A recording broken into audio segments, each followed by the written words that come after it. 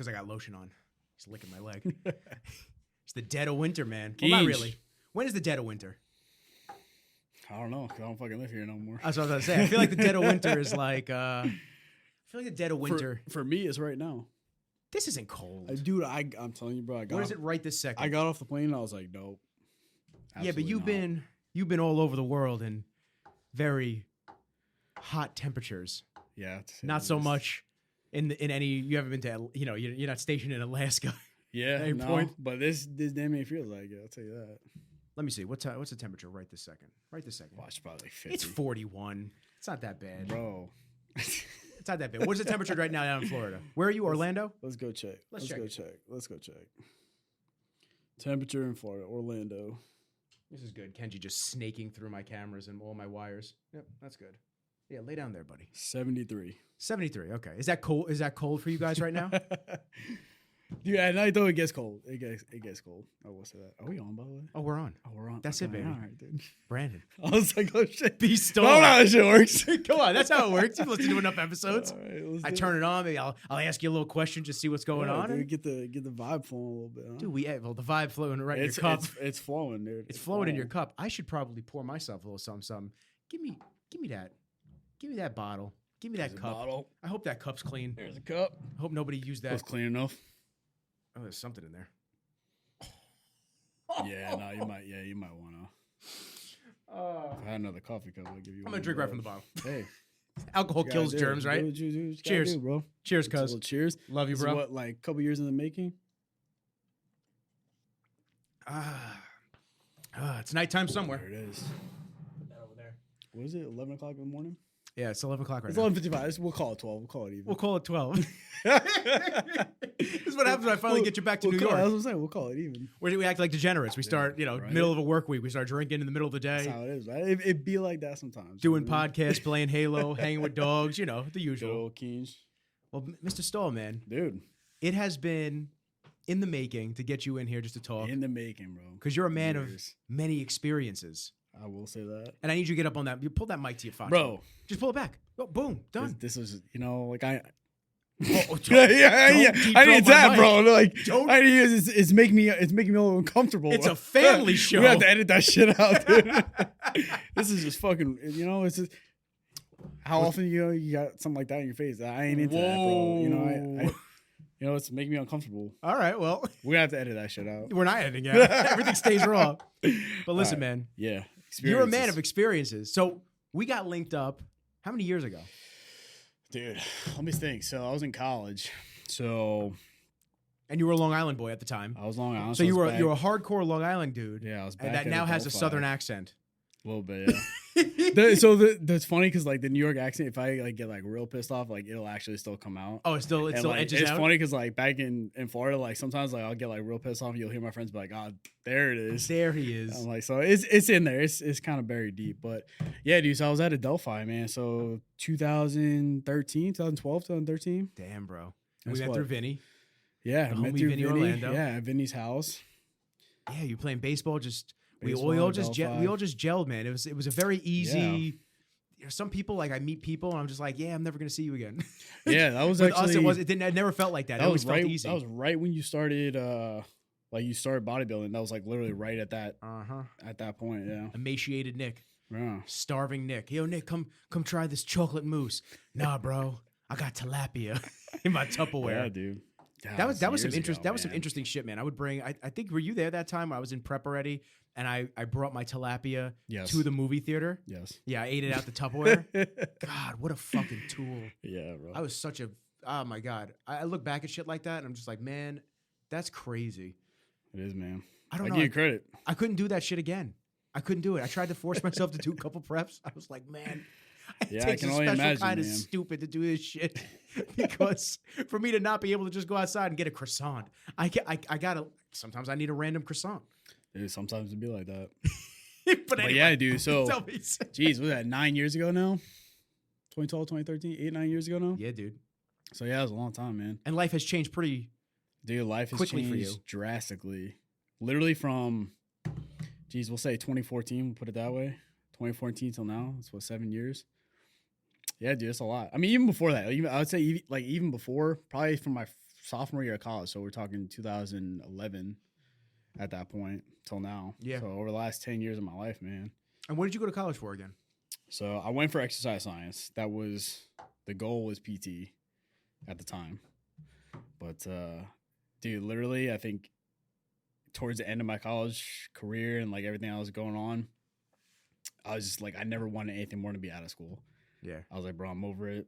I wasn't a school guy either, man. Like, it's not that I'm bad at school. I'm just over it. You know what I mean? It's just wasn't your interest. Yeah, dude. So to sit in class, spend money, they teach you what they want to teach you. Yeah. They don't teach you real life skills or how to be a productive human being in society. Yeah.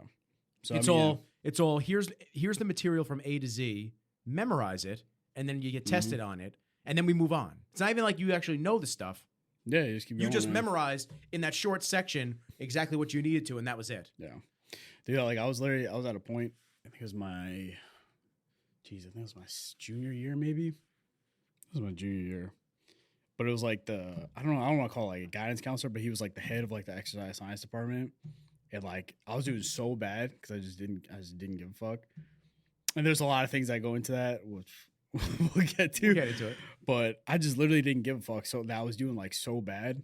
He actually had me and another dude that was on my team call us into his office, and he was like, "You guys need to find another fucking major." And I was like, damn, like man. he's gonna put it out like that, huh? Just brutally honest, huh, bro? Yeah, dude. So I did like everything in my power just to like pass and finish. Dude, my last semester, my senior year, I think I took like 7 classes. Oh shit! Just because I was like, I need to be the fuck out of school. Like I can't do it.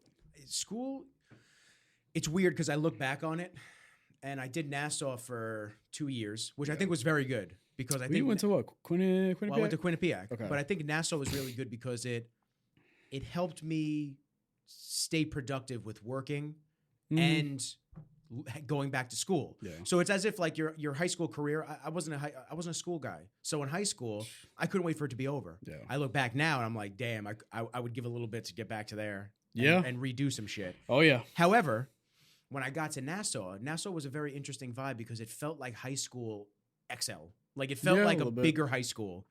And it was cool because you meet a lot of kids that aren't really sure what they want to do yet. They're not really sure if they want to go away to school. They're not really sure what they want to do professionally. They're not sure who they are as human beings. And then you're all kind of just sitting there figuring it out. But this is a good place to figure it out because it's not expensive. Bro, interesting story. I was kind of off, not really off topic, but I was listening to your old shit with you and John. Yeah. And it was an episode, I forget the guy's name. I think it was like Kaz. Yeah, and he was like talking about his whole Nassau like experience. Yeah. It was like a super interesting story, like him and his whole football thing. And so yeah, I get what you're saying. It was a cool story though. It's a good listen. It's a good experience. I had Hofstra professors. Yeah, I had all my professors were almost all from Hofstra that were just doing extra teaching at Nassau. So I was getting a Hofstra education. Yeah, at $2,000 a semester. Yeah, so it was beautiful. So that was all paid off for. So I think Nassau was a really good jumping off point. But then, you get into the mindset that I won't say corporate America or just America in general instills in you, but you have that mindset that you have to go to college. You have to go to college. You have to get a major. You have to do this. You have to do that. And then you're kind of just burying yourself in debt. Unless you have parents that pay for your college, which, zero judgment. Yeah. Good for you. My parents didn't pay for my college. They chipped in a little bit with Nassau at first, and then they asked me, where do you want to go? Mm-hmm. My father was super stubborn. He said, you can either go to a SUNY school or, that's it. Yeah. I'm not going to give you any money towards a private school. Mm-hmm. And then, I was dating my ex at the time, and I was trying to keep it close to home, but I wanted that away experience. Because listen, as a kid, you see all these people partying, you see all this fucking crazy shit, and you're like, damn, I want to do that. But do you? Because it's good, but ask yourself. Yeah, how productive is it? And getting into trouble and doing that. But a lot of people find themselves when they go away to schools. So for me, I said, you know what? Let me go to Quinnipiac. It's far enough where you feel like you're away, hour and a half. And then it's close enough where I can come home on the weekends if I really want to. Yeah. And my ex at the time, I said, she can come up, she can see me, blah, blah, whatever. I go away. We break up within a month. We break up within a fucking month. And then I'm sitting there like, damn, if I was going to go away, I should have went away. Yeah. because I feel like I'm in I feel like I'm in Massachusetts 2.0. Yeah. That's what Connecticut was. Yeah. Yeah, I can imagine so. Yeah, I mean, like my first school, man, I went to Old Dominion, and I was in Virginia. And obviously, baseball played 99.9% of the role in that. But, dude, I wanted nothing. And this is where I think like me and my brother are kind of polar opposites. My brother stayed around here. Like he first went to Siena, but then he came back. He went to Nassau, then John Jay. Why'd he come back? Just didn't like Siena? I don't really know at the time, to be honest with you. That's all right. Sometimes people just. I was a lot younger then. Well, if I could do it again, I wouldn't go to Quinnipiac. I wouldn't spend $52,000 a year on that fucking school. Are you kidding me? Yeah. Dude, ridiculous. It's ridiculous. Yeah. And not to cut you off. Like, it's fucking ridiculous. Like, I can imagine, dude, the price of college now is absurd, man. Sally Mae literally pulls my pants down every month, and they fuck me from behind. Yeah, that's right. I said it. It is the most annoying thing in the world to see that $500 a month come in. Where I'm like, damn, because I'm not doing anything in my major. So... Yeah. So to me, I'm looking around like using that money $500 a month. That could be this. That could be this. That could be food for the king. Like it could be 1,000,001 different things that are productive for me. Yeah. Because when I graduated, and I'm going right back to you, but when I graduated, I went right back to Apple retail because nobody would hire me. Right. I had 10 years of sales experience. I didn't whore myself out for an internship, which is what they look for. They look for you to be a whore and to work for free. Did he work for free? Because that means he gave. Get the fuck out of here! I gotta make money, dude. Like I've been Shut up here, man. Bro, I've been buying my own shit since I was 13, 14 years old. Like I make my own money. I don't need nobody to buy me shit. My mom, everybody asks me what do you want for Christmas? Every single year since I've been making my own money. Mm-hmm. I don't know. I buy it myself. Why do I gotta wait for you to give me a gift? See, I buy my shit myself. I'm the worst of fucking. So like, yeah, dude. So it's like you. They look for you to like whore yourself out, and then because you didn't do that, they don't consider that relevant job experience. So they don't hire you. So then you have this degree that you just paid $100,000 for. Yeah. And that's only for 2 years. Yeah, you're just sinking in. And you're just sitting there, and all of a sudden Sally Mae starts going, "Hey, you got to pay us, every month for like the next 70 years." Yeah. For real. Good luck. And it's the biggest waste, in my opinion. My mom hates when I say this because she's like, "Oh, well, I hate that you say that it was a waste of time." I go, "Yeah, okay, it was good. Taught me some stuff about life. Who's to say if I didn't go away, do the bodybuilding, get strict with myself, compete, meet all the pros, pick a camera up, who's to say I'd be here right now? Because I might not be. Yeah. Might be whoring myself out working for somebody in the city. Miserable." I think, I think in terms of college, man, there's stuff that you can go to college for that, if you go to school to be a fucking doctor, right? Like, that's... Fucking thing. Oh, shit. That's right, whatever. You good. So did miss all that? Missed all that. No, that one. It was on your camera. I was like, no. You're good. You're good. But yeah, no. So I think there's certain things you go to college for. I mean, if you want to go be a doctor, like that's pretty relevant. You're probably not going to learn that on the street. But yeah, I'm the same way. Like, so I went to college for exercise science. Dude, I have done fucking nothing with my degree. So what did you do with your degree? What did you get that degree for, Mr. Stahl? To be honest with you, like, the exercise science degree, like it's good, I mean, I think it's something for like when I retire, maybe I can delve into something, or if I want something on the side that goes into it. But dude, yeah, I've done nothing with it, and like I have zero regret about that. What I mean? It's a good degree to have to like because there's a whole bunch of avenues I can go with it. So it is what it is. But yeah, dude, I haven't done anything with it, and so now I was gonna say, what happened? So now you did all your time at Adelphi?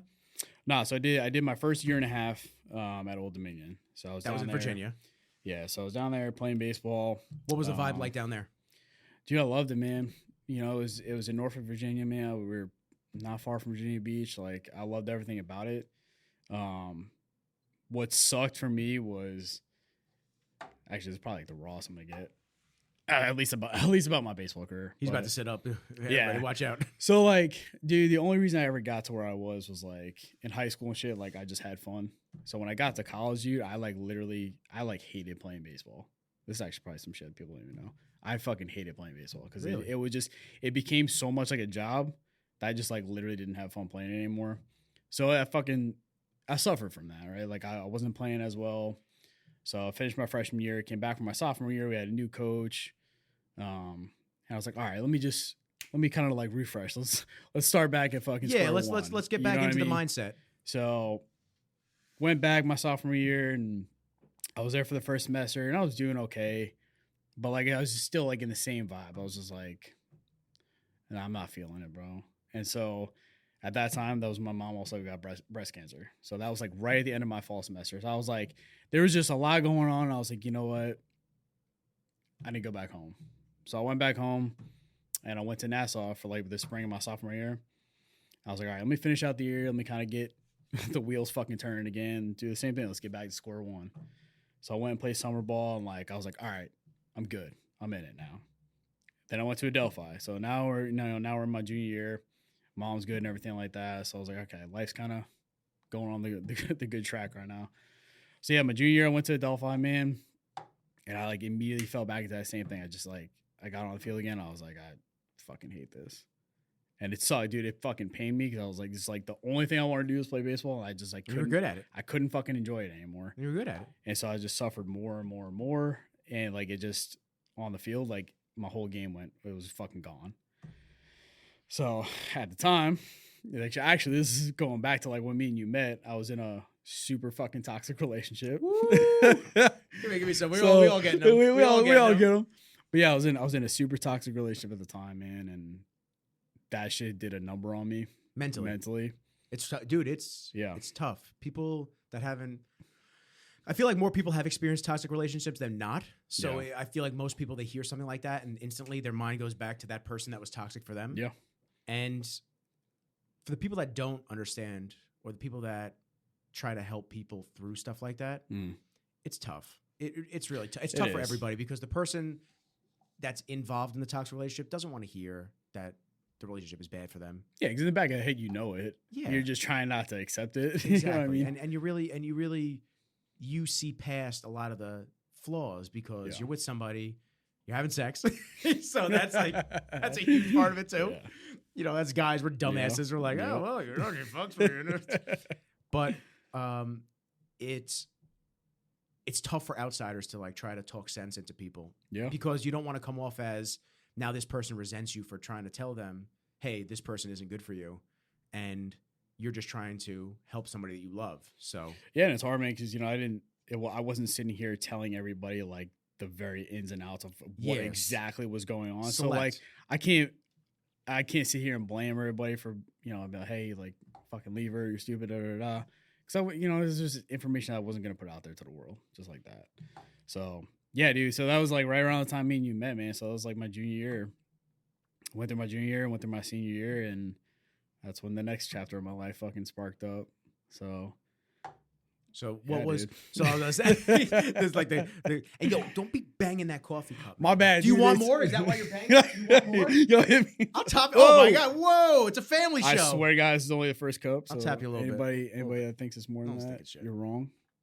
All right, right there. There's the sauce. Yeah. So that's Makers, send the check. That's the tog juice. So what happened with? After that, like what did you feel would set you straight and kind of get you in the moment?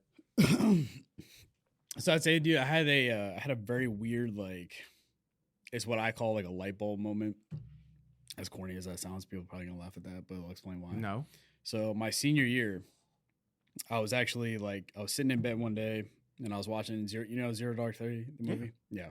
So I was watching that movie. Anybody doesn't know, it's about fucking CIA and how they caught Bin Laden and all that good stuff. So kind of backtrack a little bit, like growing up, like when I was super young, even till where this kind of story is leading, I had like a super big asphyxiation with the military. I thought it was like the coolest fucking thing in the world, right? So like me and my brother went to the Army Navy store. We got like the old school BDUs and boonie caps, and we'd be out in the fucking snow. It just, to me, it was just like the coolest thing ever, right? So I'm watching this movie. I'm sitting there in bed, and I'm actually watching, like, if anybody doesn't know, the end of the fucking movie is like where they actually do like the Bin Laden raid and whatever, and SEALs go in and kill them. So I'm watching that shit, and I'm like, oh, cool. And like backstory, right? Like I've seen this movie probably about 40 fucking times since then. You know what I mean? So like, it's not like I hadn't seen this movie. It's not like I didn't know what was gonna happen. So I'm watching the movie, and all of a sudden, like during that fucking scene, my body just like shoots up. I'm like, huh. And so like I literally, like, I'm talking to myself. I'm like, what am I doing? Right? This is my senior year of college. Like, no idea what the fuck I'm gonna do after. Like zero fucking plan. Right? So, and I like sat up, fucking, I was like, what are you doing? And I was like, watching the movie a little bit more as I'm sitting up, and I was like, that's it. I have to do it. So from that point on, man, you know, the next couple weeks, I went down. Well, I started doing research, went online, looked at the Army, Marines, all that stuff, and I went down to the recruiters down in Hempstead Turnpike. It was like 10 minutes from where I was living. And I just started asking questions, man. What do I need to do? And so you went to the Army.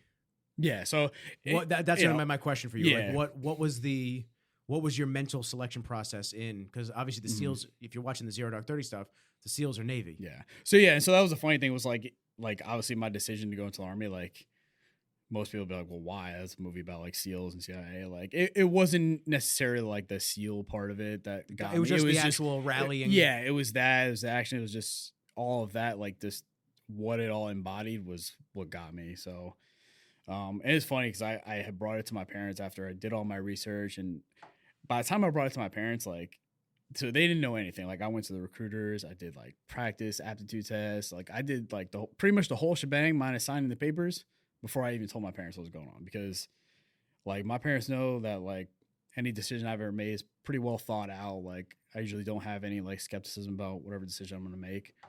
So I made sure like when I go to my parents, I'm going to sit down and like I'm going to have a plan. Right, like which is the right way to do it. Yeah, this is especially because this is a tough pill to swallow for parents. Yeah. So at the same time, like my brother was an NYPD cop, so you can only imagine like the stress level on parents with like, oh my god, my son's a cop, my other son's gonna go into the military. Like, you know, as a parent, like especially if like I'm the baby, you know what I mean? My brother's older than me, so it's just me and him. So yeah, so I sat down with my parents, man, about all of it, and got the reaction I thought I was gonna get. You know what I mean? I wasn't surprised. Who was more worried, mom or dad? My mom, yeah, for sure. But you know, and so like I sat there and we were at the kitchen table, man, and I was kind of like, I felt bad, you know what I mean? Like you sit there and you see like your parents are worried and shit. You know, you kind of like, yeah, you think twice about it. Yeah. So, but I'll never forget, man. My dad sat there and he was like, my biggest regret in life was not going and being a pilot. And I was like, all right, done deal. Yeah, so Pop's kind of signed off on it. Yeah. And I figured he would. Like, he had questions, you know what I mean? Like any parent would. But I think, you know, me and my dad are very much alike. And he was kind of like, you know, like, hey, if that's what you want to do, that's what you want to do. You know what I mean? As long as you know what you're getting into, that's what it is. Yeah, the commitment that's going to be. Yeah. So, yeah, I mean, some more time went by, man. I kind of started going through more of the process and finally got my mom on board with it and everything. And, yeah, dude. So, geez, what was it, August of 2014? I left. Damn. So, yeah, I left. Did I see you away is that the birthday party and then you went away? Yes, I did like a little going away party. Yeah? Yeah. I saw you away for that? Yeah. Well, fuck everybody that didn't come to that shit. Don't think I don't fucking remember. Because I fucking do. Let him know. Every day while he's overseas, just thinking, Ben, Mary. He's just listing off names like there's in Game of Thrones. He's going after the list. So yeah, man, I fucking August 2014, man, I left, and I'll actually never forget the look on my mom's face. Like, so we all hopped in a van. We are getting ready to go to I think we went to Staten Island, maybe stay in a hotel overnight there before you finish up the processing the next day. And dude, my mom's face was just like mortified when she dropped you off. Yeah, like when we were all getting in the van and leaving. I was like, oh, so the van picked you up? Yeah, so like basically you go there. I'm sorry, I kind of had it backwards. You go to it's called MEP. We call it MEPS, like I forget, something entry processing station. So you go there. Teach me like I'm 5. That's what you have to do. You have to, I'm trying to remember this shit, dude. It's been years. It's all the lingo and everything. So, you gotta teach me like I'm 5. You go to there, you go to the station, you kind of finish up some stuff, and then geez, I'm like drawing a blank here. Yeah, so you go there in the morning. You go there like super early in the morning. Your parents end up meeting you there. They watch you like swearing and everything. You give like the oath, which is very emotional.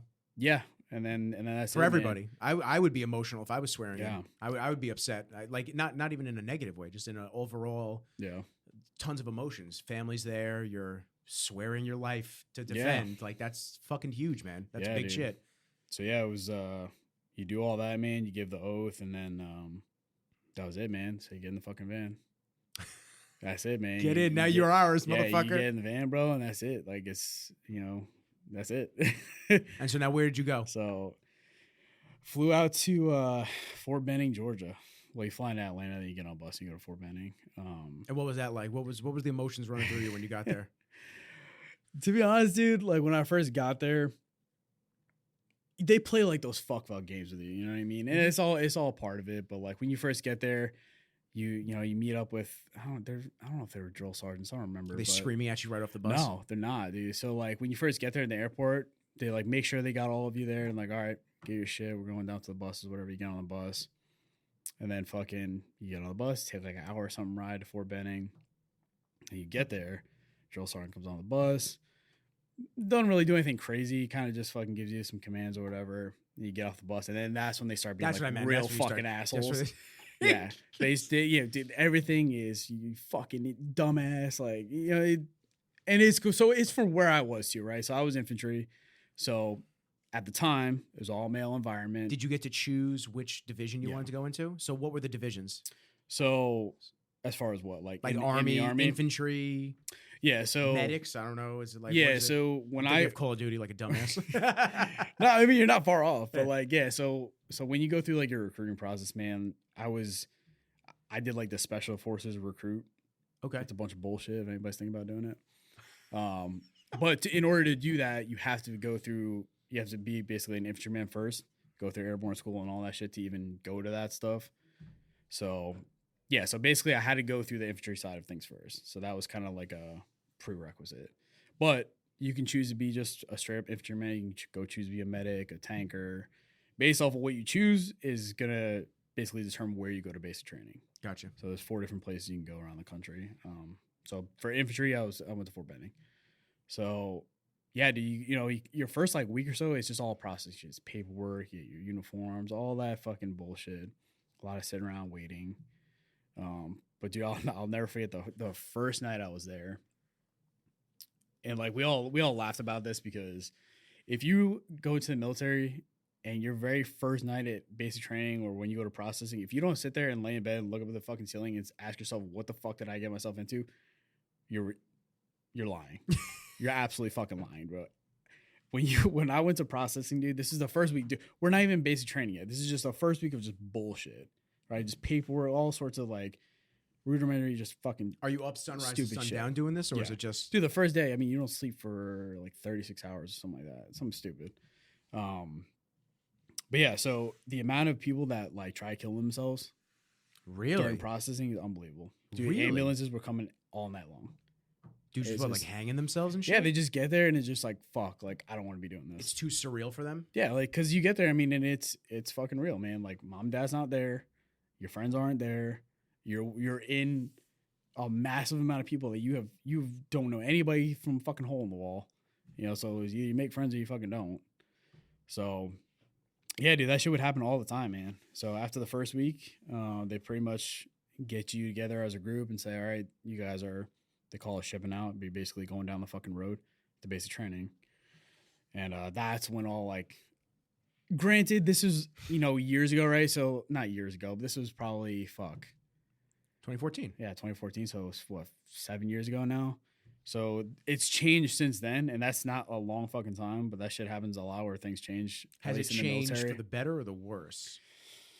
Because I think I know what you mean. I'm going to say for the worse, just based off of like the ending of when I got out of there, and I still have friends that are in. I still talk to them and kind of hear about how things are now.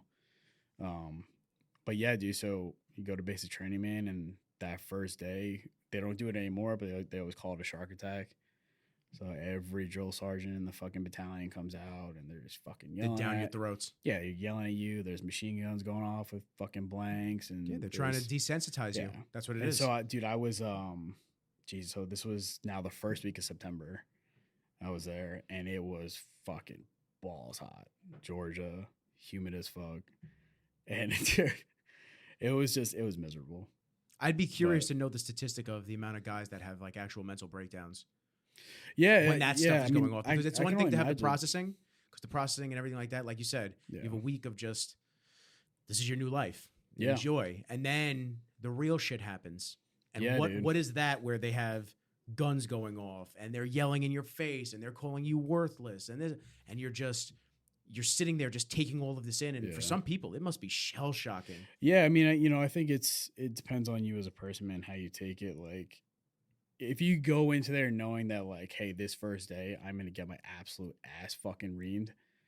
You know what I mean? Like, is it shitty? Yeah, it's shitty. You know what I mean? But like, if you know it's coming to you, it's, you know what I mean? Just deal with it. Yeah. Right? So, we go through all that shit, man. And honestly, like, sometimes as long as you're not the one getting fucking like singled out, like, it's really not that bad. And it's kind of funny. Like, we had a dude, he was little fucking kid, bro.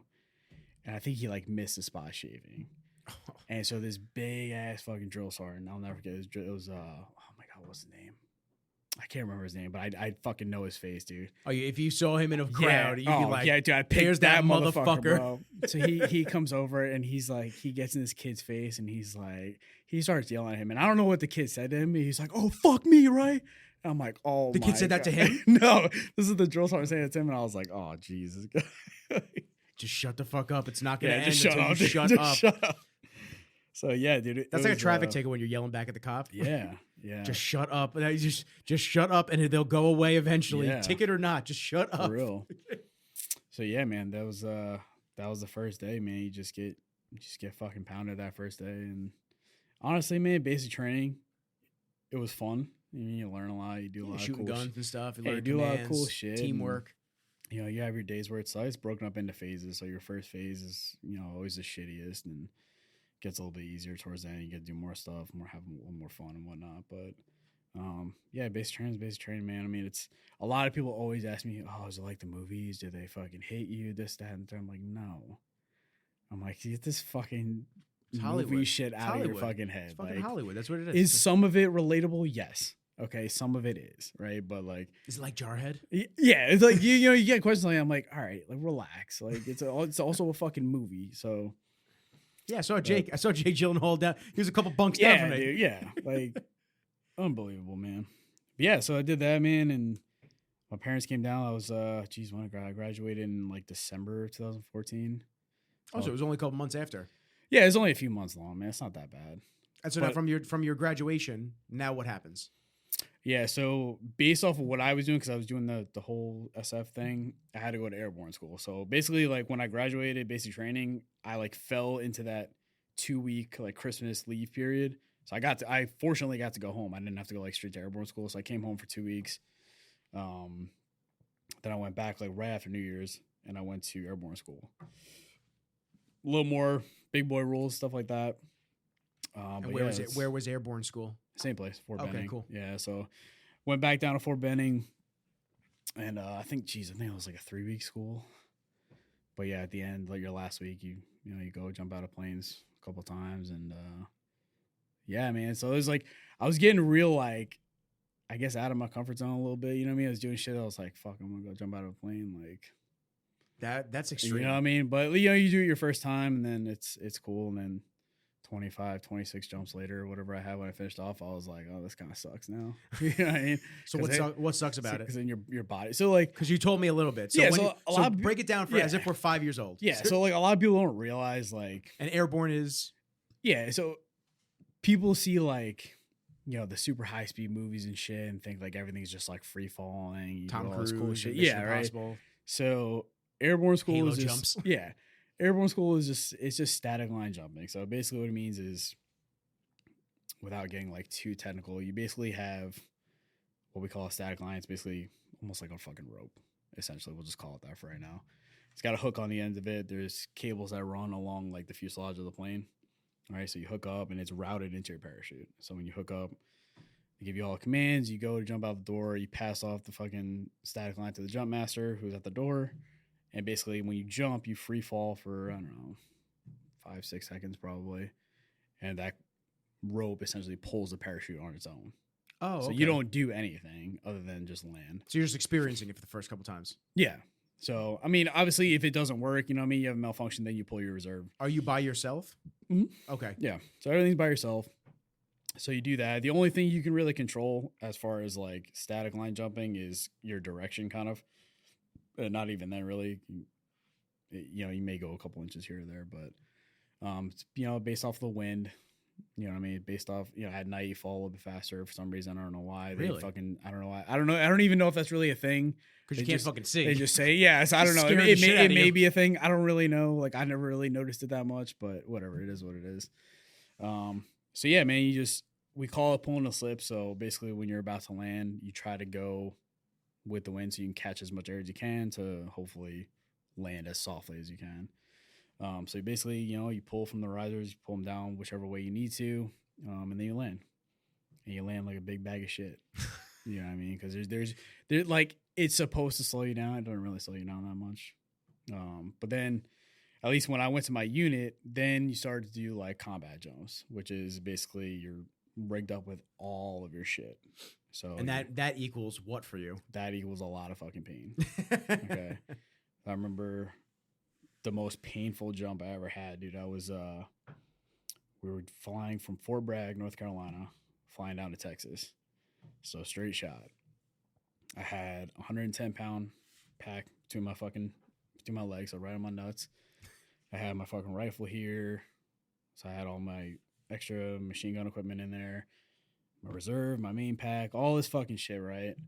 So, I mean, you're talking roughly at that point, I'm probably like 400 or 500 pounds maybe, but including, my own body weight and everything. Yeah. So we're standing up, man, like we're getting ready to go. I'm all hooked up and everything. And one of the jump masters was walking by and he was like, "Come on, man, be paratroopers." And I was like, "Fuck you, sir."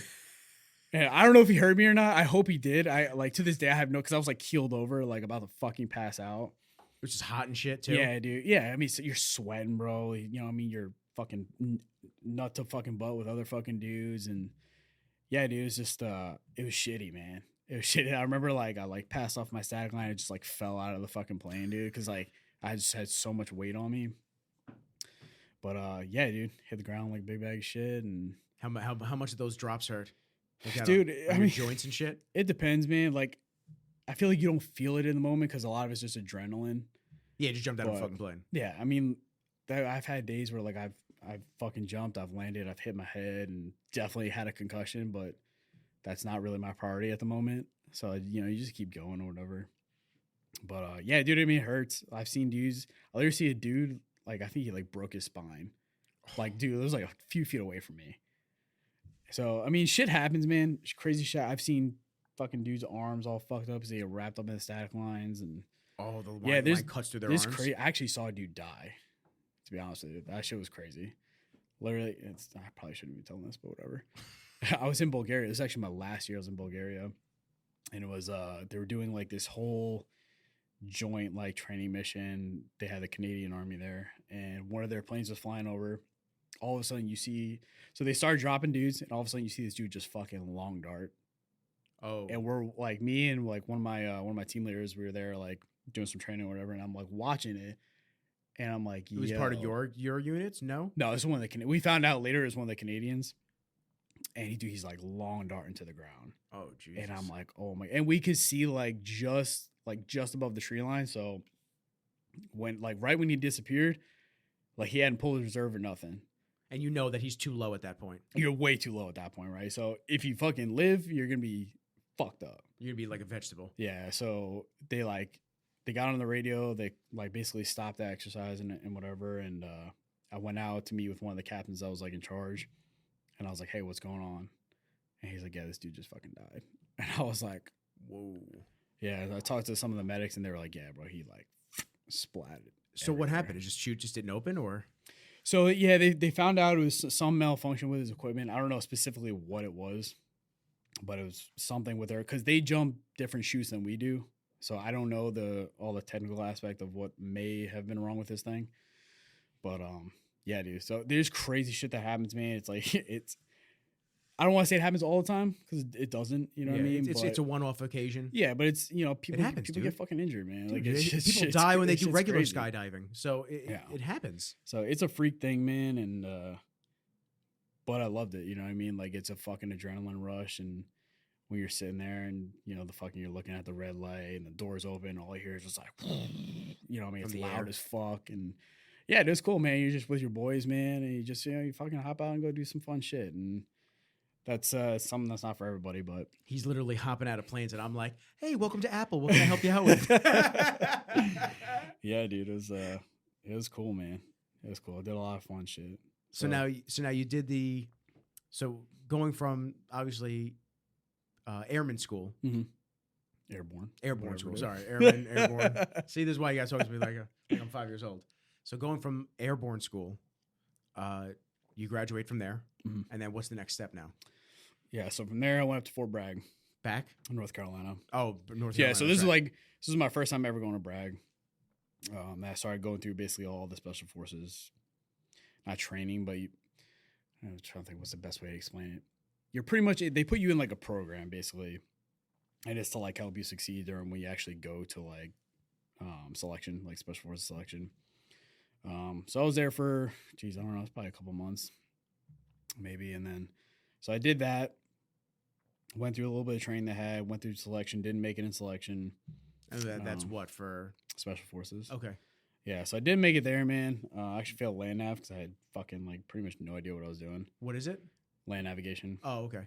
And their course is a very large course. It's pretty challenging, but yeah. So I didn't make it through there.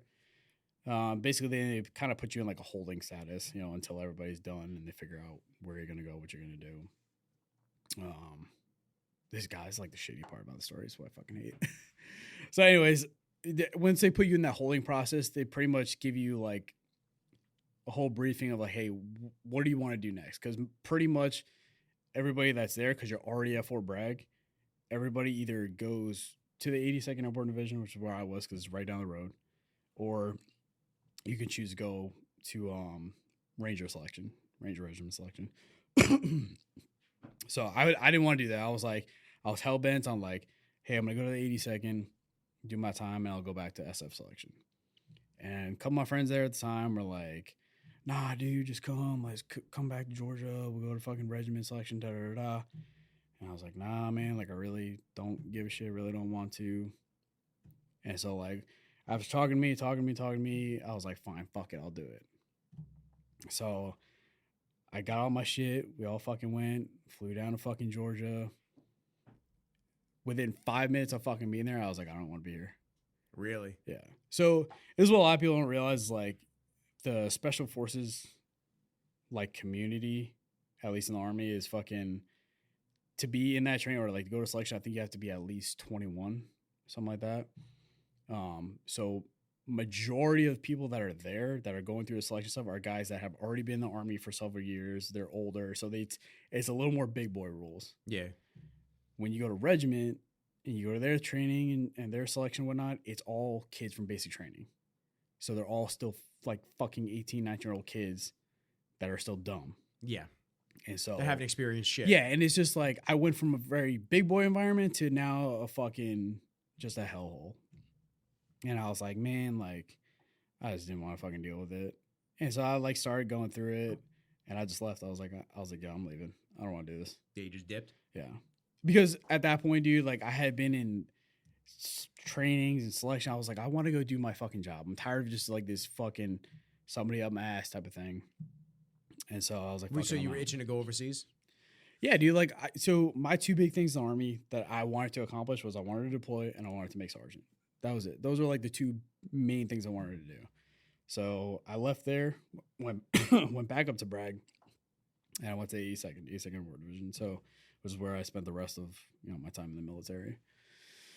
But yeah, dude, it ended up being the better decision, at least for me at the time. And I did well, man.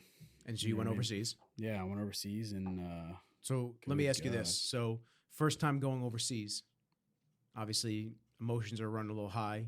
You went to Iraq. Yeah. So what did you feel like stepping out of the plane?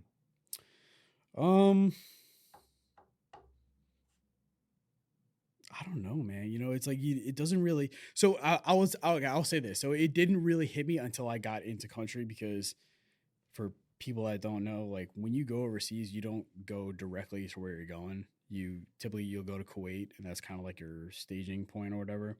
And from Kuwait, you'll go to wherever. All right. So we're in Kuwait.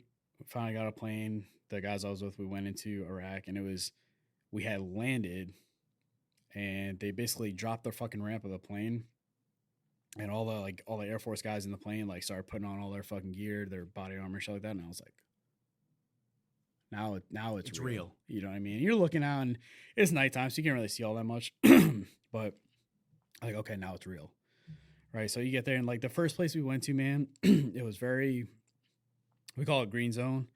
You know, it was a little bit north of Baghdad. It wasn't much happening there. It wasn't really like I don't want to say dangerous place, but like a hot fucking place. A hot terrorist. Yeah. You know, so we were with, I think, I don't know if it was the Iraqi army. I think it was the Iraqi army that was there. There's a bunch of militia groups that are around there. So it wasn't like a bad area to be. But I think it was a couple months into, it was maybe 2 or 3 months into the deployment, where it came down. They're like, hey, we need a platoon to go up north. Cool. So up north is more dangerous? Yeah, so this is like up like towards like Mosul area. So like basically where like the heart of all the shit was going on. Like, all right, cool. Whatever. So they ended up picking our platoon. Were you excited? Ready to roll? Or was it kind of a mixed emotion bag? No, I was definitely nervous. No, I was definitely excited to go, man, because it was we still trained at the first place we were. We still trained, and we were what we call quick reaction force. So we did a lot of stuff like that, and it was all right, man, but it kind of got monotonous, you know, day after day. You're either sitting in the ready room for 24 hours and kind of just hanging out until they have some training or something for you to do. But yeah, I was excited about it, man, and I think you could see some guys were nervous. Yeah, rightfully so, man. Yeah. I mean, you're going a lot closer to a lot of shit action. So yeah, dude, I remember we went and we'd actually split our platoon at that point. So half the platoon went to, where'd they go? Shalalat. And the other half that I was in went to Hamam Alil. So not super far from each other, but kind of like 2 different mission sets almost, so to speak. But yeah, they split the platoon, man, and I was in Hamam Alil for a month. It was me, my squad, and we had a gun team attached to us, and we linked up with another platoon that was out there. And it was pretty much just security stuff. You know, real shitty place because like the platoon that had gotten there first, I was good friends with some of them, and dude, they were going in there like the first day they got there, they had got like rocket attack and everything, and I was like, fuck. I was like, all right, so that's pretty real. And so when we landed there, we landed like in the middle of an open field, and I'm like, oh, this is the greatest spot for us to just get fucking hit right now. Just get hit by snipers on all sides. Yeah. So you jumped out the plane and landed there? No, we took a helicopter in there. Okay. Yeah, this landed right in the middle of the open field and brought all our shit in there and kind of figured out what was what. But yeah, it was, you know, for that month, man, it was pretty chill. Actually, the chief of staff in the army came by, so it was cool, man. You know, at that point there wasn't much supervision other than our squad leaders and stuff like that, so it wasn't too bad. It was pretty chill. But yeah, after that month, man, we got to link back up with the rest of the platoon. So we went up to Shalalat, which is like literally right outside of Mosul. So, you know, we got the whole platoon back together, and that's when things kind of, I'll say, went south for a little bit. But yeah, we got there. How, if you don't mind me asking, how so? Yeah, so our lieutenant got killed when we were over there. But the whole platoon got back together and started doing some missions out there. And most of it was like security stuff, and I think they had some do like recon missions and stuff like that. Nothing like too crazy. But yeah, so there was this mission. Oh shit, dude, my back keeps. I'm gonna clean this shit up after. You're good, bro. I don't care. You can get whiskey all over this desk. We're good. It's a podcast desk. But it's from IKEA. It's not made of marble. Actually, if it was made of marble, it'd be easy to clean too. So yeah, so this mission, they went out. I'm not gonna like speak too much on the mission itself because I wasn't even out there. You don't have to. So like I don't. You listen, man. You know how I rock. Dude. Yeah. As much or as little as you want to talk about, I'm all in, man. So I don't know like the whole ins and outs of what the mission was, but it was. I think they took like a minimum amount of people out there. But basically, long story short, from what I got was he stepped out of the truck and basically had a wrong step, and not that he would have known, you know what I mean, but took a step. IED blew up. Or I think it ended up being like a landmine. So basically when that happened, so I had just got off of like whatever guard shift I was on. I was like literally just waking up off a nap. And one of the squad leaders like comes like fucking sprinting in, right? And I'm like kind of waking up. I see him running in. He starts yelling a bunch of numbers at me. So he's yelling these numbers at me, and I'm like, "That's a DOD number." So like, when you're in the military, you get a DOD ID number. So I'm like, "Fuck." Okay, so I go to one of the squad leaders' beds, and I like knew where all the paperwork was. And I grabbed it, and I'm like, "Fuck, that's Lieutenant Lee." And like, I didn't know what it was for. He just like yelled a bunch of numbers at me and then left. So I run out. So what does that mean? Just pick a file? Yeah, it was just like we had basically like, just to stay organized, we had all our weapon serial numbers and everything like on paper, so we knew like in case anything either happened, just or found we a need weapon, equipment, or like you just found something. Yeah, we knew like where to look to be able to identify who shit is what or who's who. So he basically threw those numbers out at me. I found out who it was. Sorry. And so I ran back out. I was like, "Hey, it's Lieutenant Lee." And he's like, "Hey, our guys got hit. I don't know what happened." Right. So we fucking run out. So I started waking up the guys, fucking run out. Basically, like the way like the little fob was that we were at is basically, it's like almost like a little fucking rectangle. But when you go out, you go around, there's like a open field here that all the helicopters would land. And so by the time we went out there, the trucks were already back. Helicopter was landed. And I like, you can see them there, like moving them into the helicopter to get them out, fly them out. And all of a sudden, the guy that got hit. Yeah. So he was still alive. At that point, yeah, he was still alive. Oh, Jesus. Yeah. So fucking, I'm walking down kind of like the path or whatever, and I see a bunch of the guys that were out there kind of walking up and just like cold, man. Like, you know what I mean? Like nothing. And it's like, you're at that point where it's like, you don't want to like be overbearing. You know what I mean? Just what happened? It was kind of, it was kind of just like giving their space. You know what I mean? Thing. Like you could tell they're pretty locked into what was going on. It's a hard process. Yeah. So basically kind of let everybody get their fucking bearings and kind of cool down a little bit. And basically we kind of found out a little bit about what happened. And I think it was a couple hours later. So we were all kind of just hanging out. The battalion commander that we were attached to, goddamn, he comes to the room that we were all staying in. And he basically like wanted to get the whole platoon together. And so, I mean, everybody, like, the only thing we knew was like he got flown out, he was in surgery. That was kind of it. Right? That was kind of, at least up until that point, that's all we knew. What were the extent of his injuries? Like, what was it? So, from what I remember, I think both his legs were gone, God. And I think one of his hands. I think. I could be wrong. Again, like I said, okay. I wasn't there, so I'm not holding you. I'm not. Yeah, so I didn't witness everything specifically, but yeah, dude. So we got the whole platoon together, and battalion commander comes in, and he's like, "All right, guys, like, I want you to hear it from me. You know, I want you guys to hear it first. Like, Lieutenant Lee didn't make it through surgery. He's gone." And like, dude, I don't remember anything from that point on. Like, I kind of like blacked out, because it was just like it was one of those deployments, dude. Like, we weren't really supposed to lose anybody. You know what I mean? And it was weird that you did. It was just the fact that you did. You know what I mean? Because I think in that environment, whether, you know, if you're in a combat job or something, the thought of losing one of your guys is always there. You know what I mean? Especially as a leader. Like, I was a team leader at the time. Losing one of your guys, I think the thought of it is always there. But like, you just, until it fucking happens, if it ever does, God forbid it does. Yeah, you almost feel like it's not going to happen to me. Just like, we're going to be good. Yeah, you're like, holy fuck, it actually happened. You know, and so it did, man. And they kind of gave us the rest of the night off to kind of just get ourselves together, like collect ourselves and just give us some time to fucking breathe. And dude, I remember, you know, the next day, my platoon sergeant, who, dude, he's like another father to me, man. And you still stay in touch? Yeah, I actually just saw him recently at one of the guys' weddings. But yeah, I remember he was going around basically to each bunk that we had.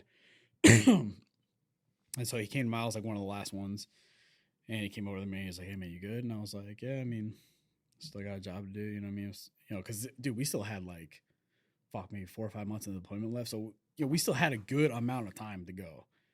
So he was telling me, I guess he couldn't really sleep last night, so he was kind of just like walking around, just making sure everybody was like okay, asleep in their bunk, you know what I mean, and just make sure. Yeah, he's almost getting overprotective now. Yeah, and so, which, you know, that shows us the type of leader that he is, you know what I mean, the type of guy that he is. Somebody that you'd want to be a leader. Yeah, to get up and do something, like make sure every single one of his guys was fucking asleep and, you know, not off suffering somewhere.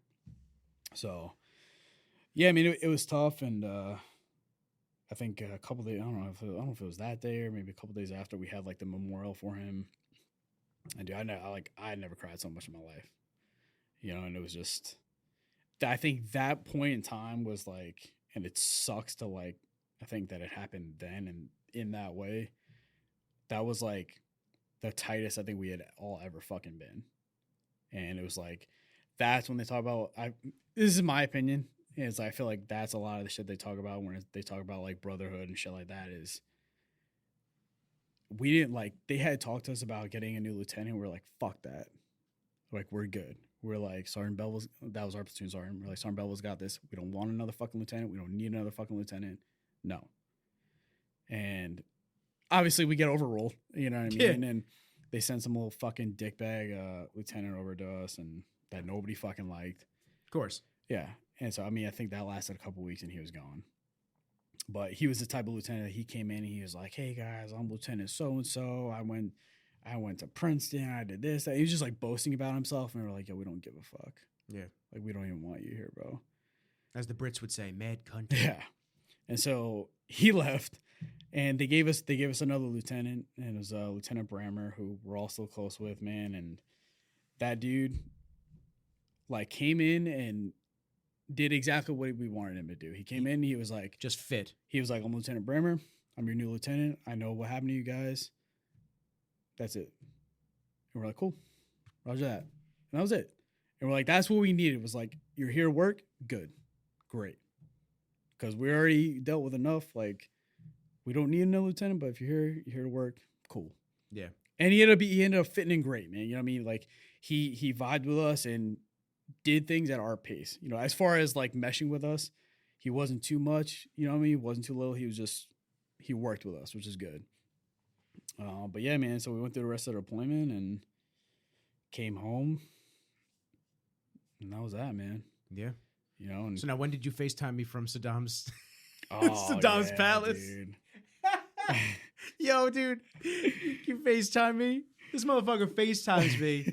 And I'm like, yo, where are you? And he's kind of just like looking around with the camera. He goes, yo, man. I said, first off, how do you have cell phone connection? Because my shit doesn't work in Old Westbury, but it seems like you're in the middle of fucking nowhere and you have crystal clear connection. Yes, the Wi-Fi thing is weird there, man. We had to get they call them pucks. They're almost like a little like mobile hotspot you carry around with you, right? Yeah. So we had those. Does each guy have one, or does everybody use one? So each guy would, because otherwise, if everyone's using the same one, you'd have to go buy one. So basically, a lot of time what we had was we'd have somebody like some of the Terps or whatever, or we'd have vendors that come in from like the cities around there, and you buy it from them. But they're all vetted and stuff like that, so they're all good. But yeah, you go, you buy your little puck thing, you buy, you know, whatever SIM card you need, and it just works like regular Wi-Fi, man. Dude, it was great. Yeah, so it was cool, man, because, you know, obviously you hear all those stories, you know, of people writing letters and shit like that, like way back in the day, and some of that shit still happens. But my man is FaceTime sexting with broads back in the U.S. He's like, ladies, you like the camo? But yeah, dude, so to be able to FaceTime was, you know, it was good for like my family and stuff like that. Just to gave mom some ease too. Yeah, dude, and you know that was like I think that was the tough thing when we lost our lieutenant, man. Was so basically you have to go into, it's like a mandatory call, like a blackout period, where so like nobody's allowed to go on social media, you can't go on your phone, nothing like that. They gave us like a couple minutes to basically call your family and say, hey, I'm okay, something happened, I'll talk to you when I can. Oh, mom must and so like I felt bad because like, you know, it's like you're like stringing it right in front of them, but you can't give them, you know, it's like, here, Keen, she's a fucking snack. Are they listening to you? Yeah. So like they hear me and they're like, okay, like. No, I mean, are they listening? Like the commanding officers, are they listening? No. This was all like bugging your phone. Yeah, we did this like all in our bay and like where we were sleeping, and give you a couple minutes, and that was it. Because you have to go through that process. Like the Army has to officially tell the family and stuff like that. They don't want families finding out through social, you know, through fucking Facebook, you know, because that'd be fucked up, right? So, yeah. So you go through your blackout period, but yeah, I mean, other than that, man, like it was cool. It was good for my family because they could see me on FaceTime every now and then, you know, if I had the time, and it was good. You know, we're fortunate enough, at least in this time period, to be able to do shit like that. Yeah. To where you can actually get FaceTime in the absolute most hellhole of the fucking world, you know. And so tell me, how'd you get to Saddam's palace? I need to know. So it was actually like the one. So he's got like several palaces around there. But the one that we went to, they were already using, like the Iraqi army was already using. So basically, we came in there, and that's kind of like where we're operating off, because it was like literally, I think it was on like the eastern side of Mosul, I believe. I'd have to look at it again, but I'm pretty sure it was on like the eastern side of Mosul. So I mean, you're fucking right. You're right there. But yeah, we broke down the place, the little operating base that we were at, and fucking moved over there. So basically, like what was happening was the fight was kind of like ending at that point, and they were basically like pushing ISIS out of the Mosul area. So it was almost like we were at like moving as the fight was going, if that makes sense.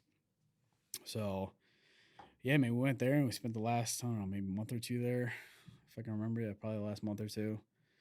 And yeah, we built that place up, man. It became home. There was, I guess, at one point they dropped a fucking like JDAM or something through the roof. So there's a big ass hole right in the middle, and the room that I was fucking sleeping in, somebody fucking like hit the roof with a fucking with a broomstick, and just bats just started flying out everywhere. Yeah, it was a shithole, man. But it's probably nice back in the day. Yeah, dude. Back in the day, dude, it was probably fucking shit, I imagine. But it's like Disney World in the middle of nowhere. It was funny, man. Like one of the days we were there, we had a SEAL team come in because they were supposed to stay there and like operate out of there. So let me ask you real quick, and I want you to continue with the story. Were the SEAL guys more serious than you guys? Like, did they? All right, so were they like ice cold dudes? I'm gonna break this down. Break it down. Because I really don't care who's fucking listening. SEALs are fucking assholes. All right, I'm not even joking, bro. So when I was at Himamalaya, we had a SEAL team come in because a lot of like SF guys and shit, they would come in there to like refit and shit. And for you guys, it's the Army Rangers, SF, and then they have Delta Force. Okay. Who's the highest one? So they all like even. Yeah. Delta. Well, we call them CAG, but yeah, they're for the Army. It's Delta. Yeah. Mm. Okay. So yeah, so SEALs would come in. They basically come in. They get like fuel for their vehicles and eat like most of our food, and then just fucking leave. And so they do this thing, right? They'll be eating, right? And they'll just look at you like you're just a piece of shit because you're not like up to their like level. And I'm just like, I'm looking back and I'm like, who are you staring at? Yeah, bro? What's your fucking problem, dude? So they're cool. Like the Marine guys, so the Marine has a MARSOC. Those guys are actually very cool. They're like super nice. You know what I mean? Cool guys to talk to. So they come in. And you had Delta guys there? Not there, no. So we saw them like in passing when General Milley he came by. He had some of those guys with him. I didn't talk to any of them though. Did they seem generally cooler than the SEALs? Nicer? I'm sure they are. I don't know. To be honest with you, I think I've spoken to maybe like 2 or 3 of them from like some training I went to when I was at Bragg. Those guys are cool. You know what I mean? But any active guys, I don't specifically know of any active ones that I've spoken to. But yeah, SEALs, dude. SEALs are dicks. Oh my God. So if you get anything from this podcast, war is hell, SEALs are dicks. Yeah. So, and this goes to show you, right? So the SEAL team comes to Saddam's palace that we're at. So basically our platoon had like pretty much the whole like top floor, and we're kind of spread out throughout around there. And basically the way it was all set up and the amount of people we had there, we couldn't give them like their own floor for like just them. And so like, nah, fuck this. Like, we're out. Like, oh, my bad, guys. Oh, sorry. Sorry, fucking prima donnas. You know what? We just got new mattresses from the IKEA. Dude. The bed frames are coming in later today. Yeah. We went to 1-800 mattresses. We got you everything that you need. Just give us a couple of minutes. They got to deliver it, guys. Yeah. So and we have professional pedicurists coming in to get your feet done. I'm like, God damn. But like, it's funny because like most of the special operations guys that we've seen or work with, for most, we're all fucking cool, except for them. Those guys are fucking dicks. But other than that, man, like most of the guys are pretty cool. But so yeah, let me ask you. So what's in a day's work? What are you doing besides patrolling and stuff like that? Is that really what you're doing, or are you? It all depends, man. Give me an example. Just one day. Give me an example. So like let's see, like when we were at Shalat, like one of the big things we were doing was they call them KLE, so key leader engagements, right? So the battalion commander we would go out, we would basically attach to. He basically go meet with Iraqi army generals and their staff or whatever and basically talk about what's going on, what the plan is going forward, how they're going to do things, what they need from us, all that shit, right? So basically we'd roll in there and start setting up security positions around there in case they got attacked then. You know what I mean? And so now what's the general vibe with the Iraqi army? Are they strong? Are they not? Like, what is it? They cool? They nice? From what I've seen, so it's obviously it's hard to communicate with them. So we try to learn Arabic a little bit while we were there.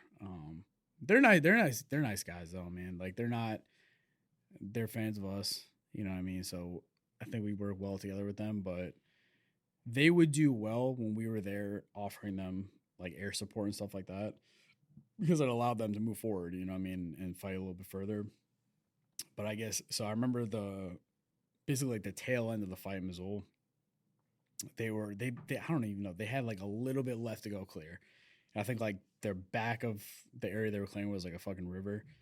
Like they literally just had like finished the fight and that was it. And I guess at one point they stopped because like basically the way it worked, like we couldn't offer them air support at that time, you know, because it was just too close, too dangerous, you know what I mean, for us to start dropping shit. And, you know, now you're talking friendly casualties and stuff like that. So it gets a little more technical, but basically the brigade commander we had in a nice way was probably not in a nice way, I don't know, but he was basically telling him like, fuck off, like you need to go finish the job. And so the brigade commander we had, he's actually general now, it's general work.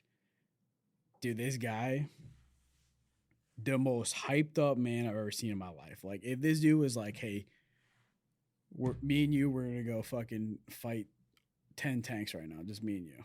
Okay. Oh, that's how he would just get you hyped up? So I think he played football at West Point. I mean, he's just like a fucking brick shithouse juggernaut, dude. Like, this dude he just does not stop. He just goes and goes and goes. And he's so hyped up all the fucking time. And you're just like, yeah, dude, let's go. I'll do caffeine, whatever you want, dude. Yeah, like he's so hyped up that you're hyped up for like no reason. Like he'll just be like, "Oh fuck, you want to drink fucking whiskey?" Yeah, I want to drink whiskey. I want some fucking whiskey. He's taking shots of espresso and doing lines of desert sand. So yeah, man. So I think he got into their ass a little bit, and they ended up finishing the fight. But yeah, so we go on those type of missions, man. There was actually a point in time where I'm probably giving out too much information, but whatever. So there was like an abandoned hotel. I don't know if do they give a fuck? It's all like it's all in the past anyways. But so there was like an abandoned hotel in Mosul. Across the way there was a fucking hospital.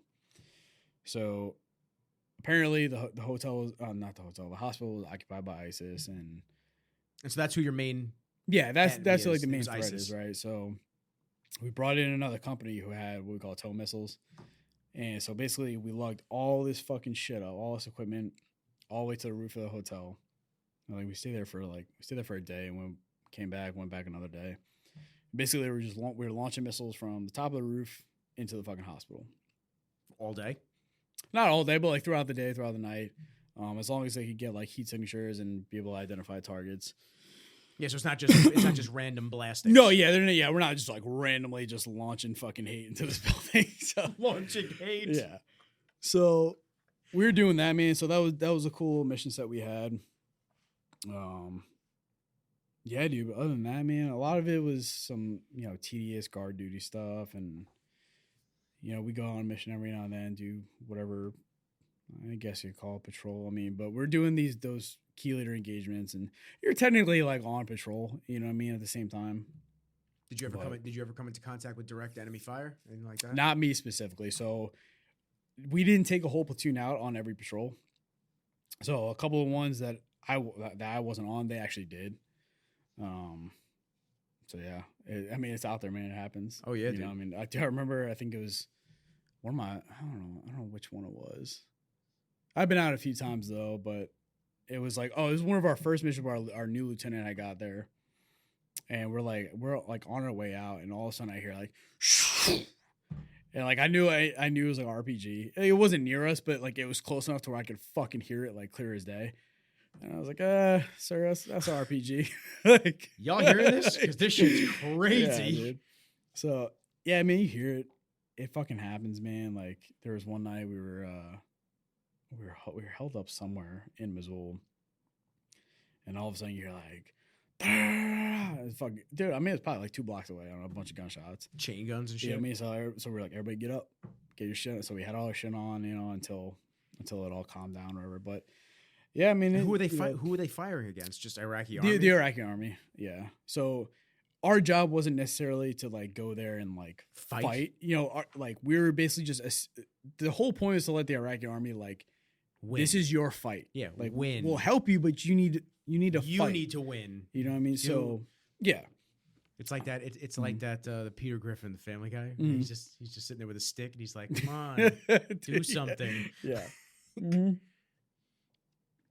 So yeah, man. There's we're there to help him out, but and now let me ask you, when did you become a sergeant? It wasn't until after deployment, dude. Okay. Yeah, so I was a corporal in deployment. And how many tours did you do? Just one? Just one. Okay. Yeah, it was a 9-month tour. It was January 2017. I got back in September 2017. Okay. Well, yeah, January to September. So yeah, I did the one tour, man, 9 months. Got back, went right into another. Well, we had like a month off of leave, but went right back to another training cycle. And then, so for every, like, once you go become a sergeant, or like right before you get promoted, you basically have to go through a leadership school, and that's for every rank of sergeant that you go through. So went to, most of our training cycle, and then I went to the leadership school and knocked that out, got promoted, I don't know, like a month or two later. And then, I made sergeant, and a lot of things you do, like at least in our environment, was a lot of guys were doing a job above their rank. So typically, like, your job has a rank associated with it. So team leaders were supposed to be sergeants. Most of our team leaders were specialists or corporals, which is the same rank.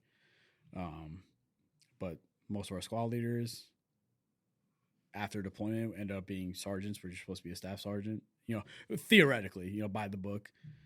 So a lot of us were doing, you're doing a job above your rank. But it looks good, if you stay and you get promoted and stuff like that. But so you got promoted after the tour. That's awesome. Yeah, it was a little bit after the tour, man, and it was good. I made sergeant, and that was something.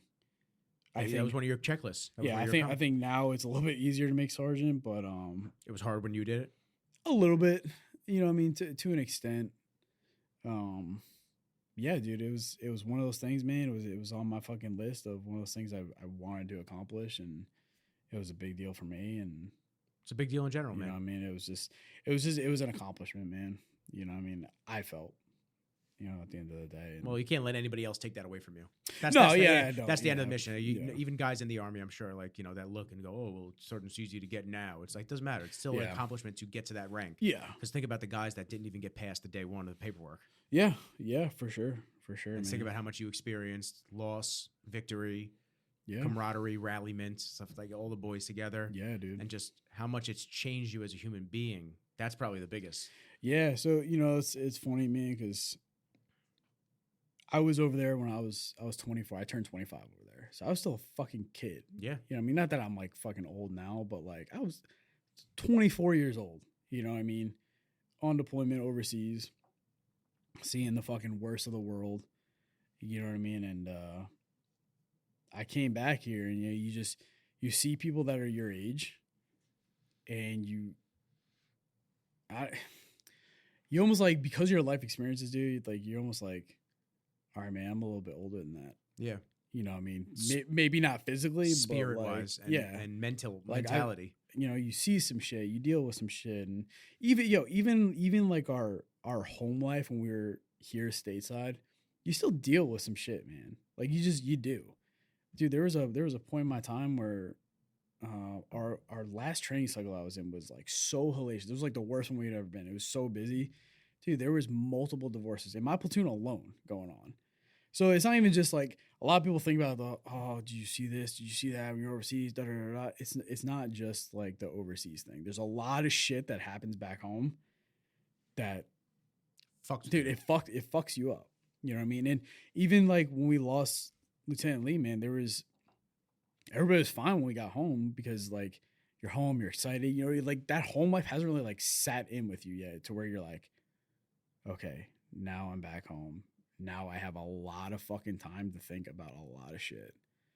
And so, guys drank, and It is what it is, man. But you find a way to keep going. But a lot of people focus so heavily on being deployed and what happens over there versus, hey, man, what's happening back here when you get home?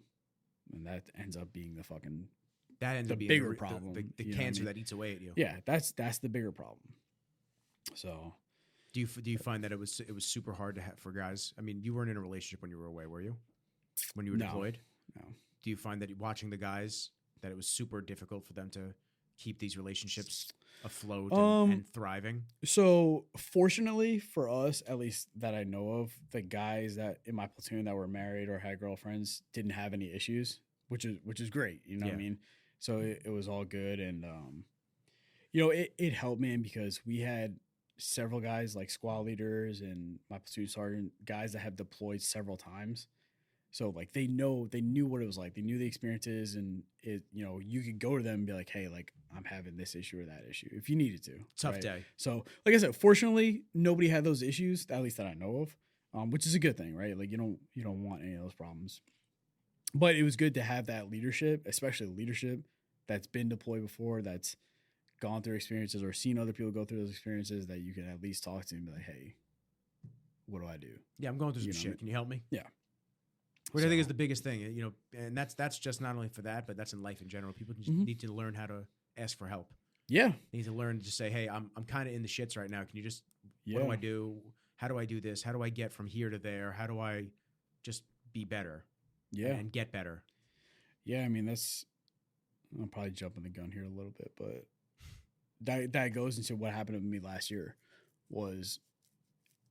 and this is a conversation I had with my buddy I was telling you about, the whole Instagram live thing, was there's like this fucking stereotype when it comes to the military, especially in the infantry world, that like you just keep going, man. You know what I mean? Shit happens, you just keep going, right? And like they always tell you, just keep driving on, keep going. Well, you keep going, dude, and you keep pushing shit down. That shit's gonna come back, and it's gonna come back full fledged. Bites you in the ass. So there's that kind of, I don't know if it's a stigma really, but it's that saying of keep driving on, keep going, just keep going. And yeah, you can keep going, dude, and you can keep going for a certain amount of time until that shit blows up right in your face, and which is what happened to me a year ago. So a year ago, man, I sat here and basically that exact saying is what happened. Everything came around and fucking bit me in the ass. And it was on a night that I did not foresee it coming, did not think it was going to happen, nothing. So people that don't know that story, I've opened up with some people about it, but this goes directly in relation to not asking for help. You know what I mean? You want to sit here and be a hardo all day long, it's fine, but you got to be able to fight your own demons. Yeah. So because they're there, and everyone has them. Yeah, everyone does, man. And I think the stereotype is, again, when it comes back to the military, is a lot of people. When I started kind of opening up about what happened, everybody went to, what happened in the military, this and that. I said, that's part of it. I was like, but there's shit in my personal life I don't fucking tell you people. It's not really your business. You know what I mean? But it ended up being a combination of a million different things that spiraled me to the point that I did. And this is why, like, the last thing I was talking about with the whole Instagram live thing I did with one of my buddies was, just ask for help, man. Whatever it is, whether it's something combat related, or if it's fucking life related, whatever, man. Like, is somebody's gonna listen, you know what I mean? And somebody may not have a solution, but they'll be able to help you. You know what I mean? So basically a year ago, actually almost a year ago, beginning of January, it'll be a year. I was basically home, making dinner, drinking a little bit. Like, I wasn't even trying to drink to get like fucked up right now. I was like drinking, literally making dinner. Started drinking more. And then all of a sudden, and this is why I think like alcohol it's one of those things where people call it a depressant. Yeah, it's a depressant. It is. But for those first few drinks, man, it's not. You know what I mean? It's going to make you forget a little bit about what happened until you keep drinking. And then you start thinking about all that fucking dark shit. So basically that's what happened, man. And so I ended up blacking out. Woke up the next morning. I had all my guns in my house are loaded. All right, so I have one of my pistols in my hand, loaded. I had a bottle in my other hand. And I was on the kitchen floor. So I woke up and I'm like, fuck.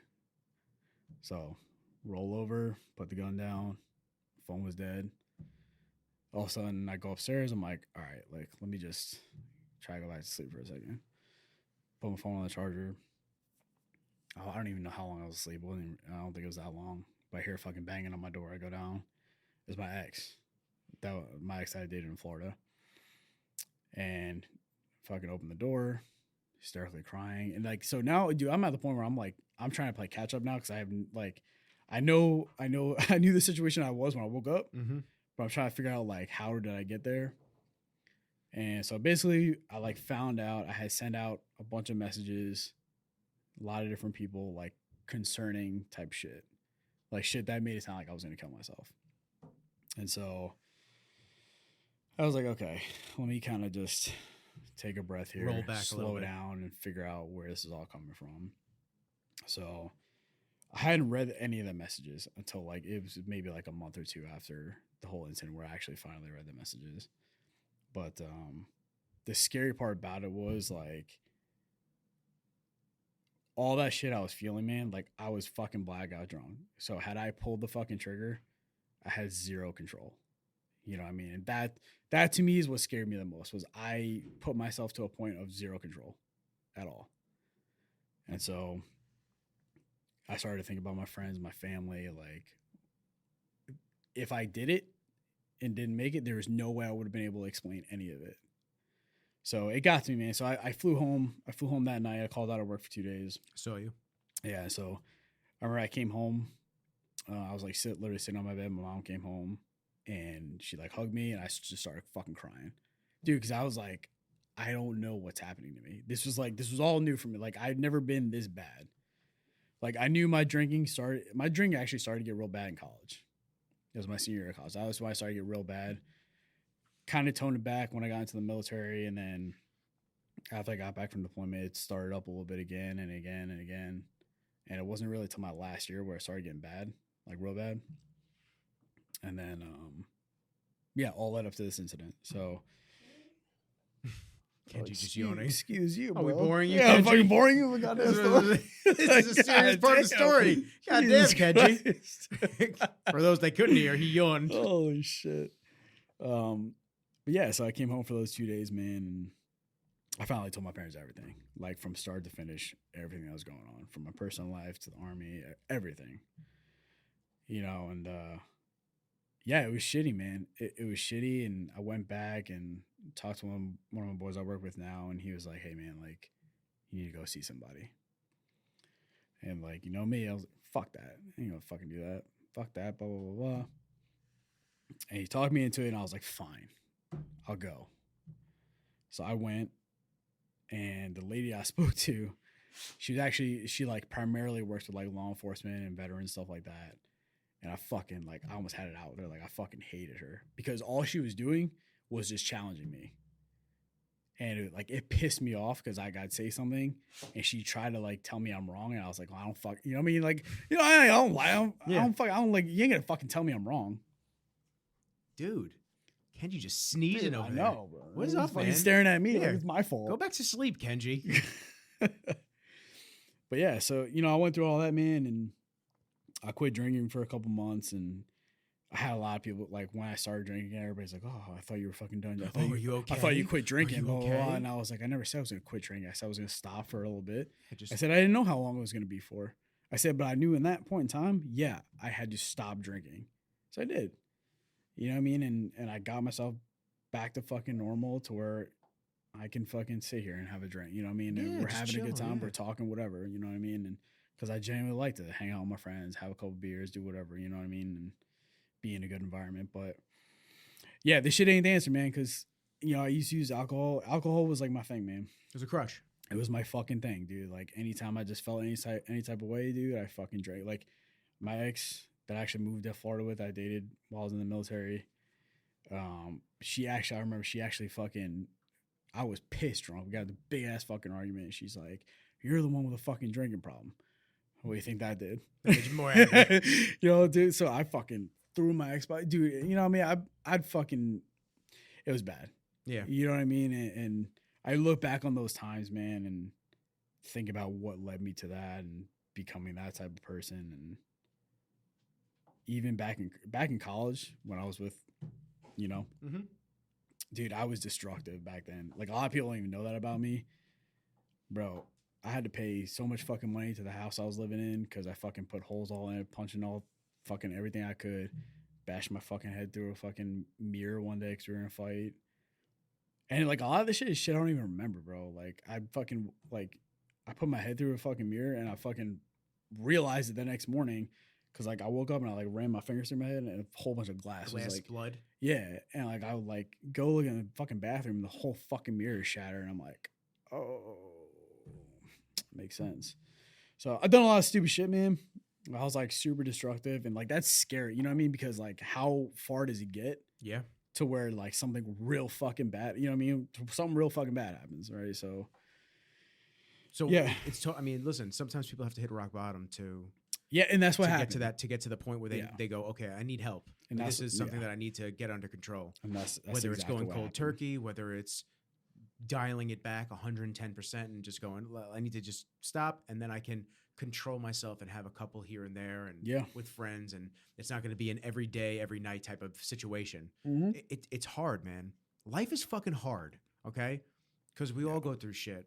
I've had some really dark thoughts in my days, man. We all have really dark thoughts.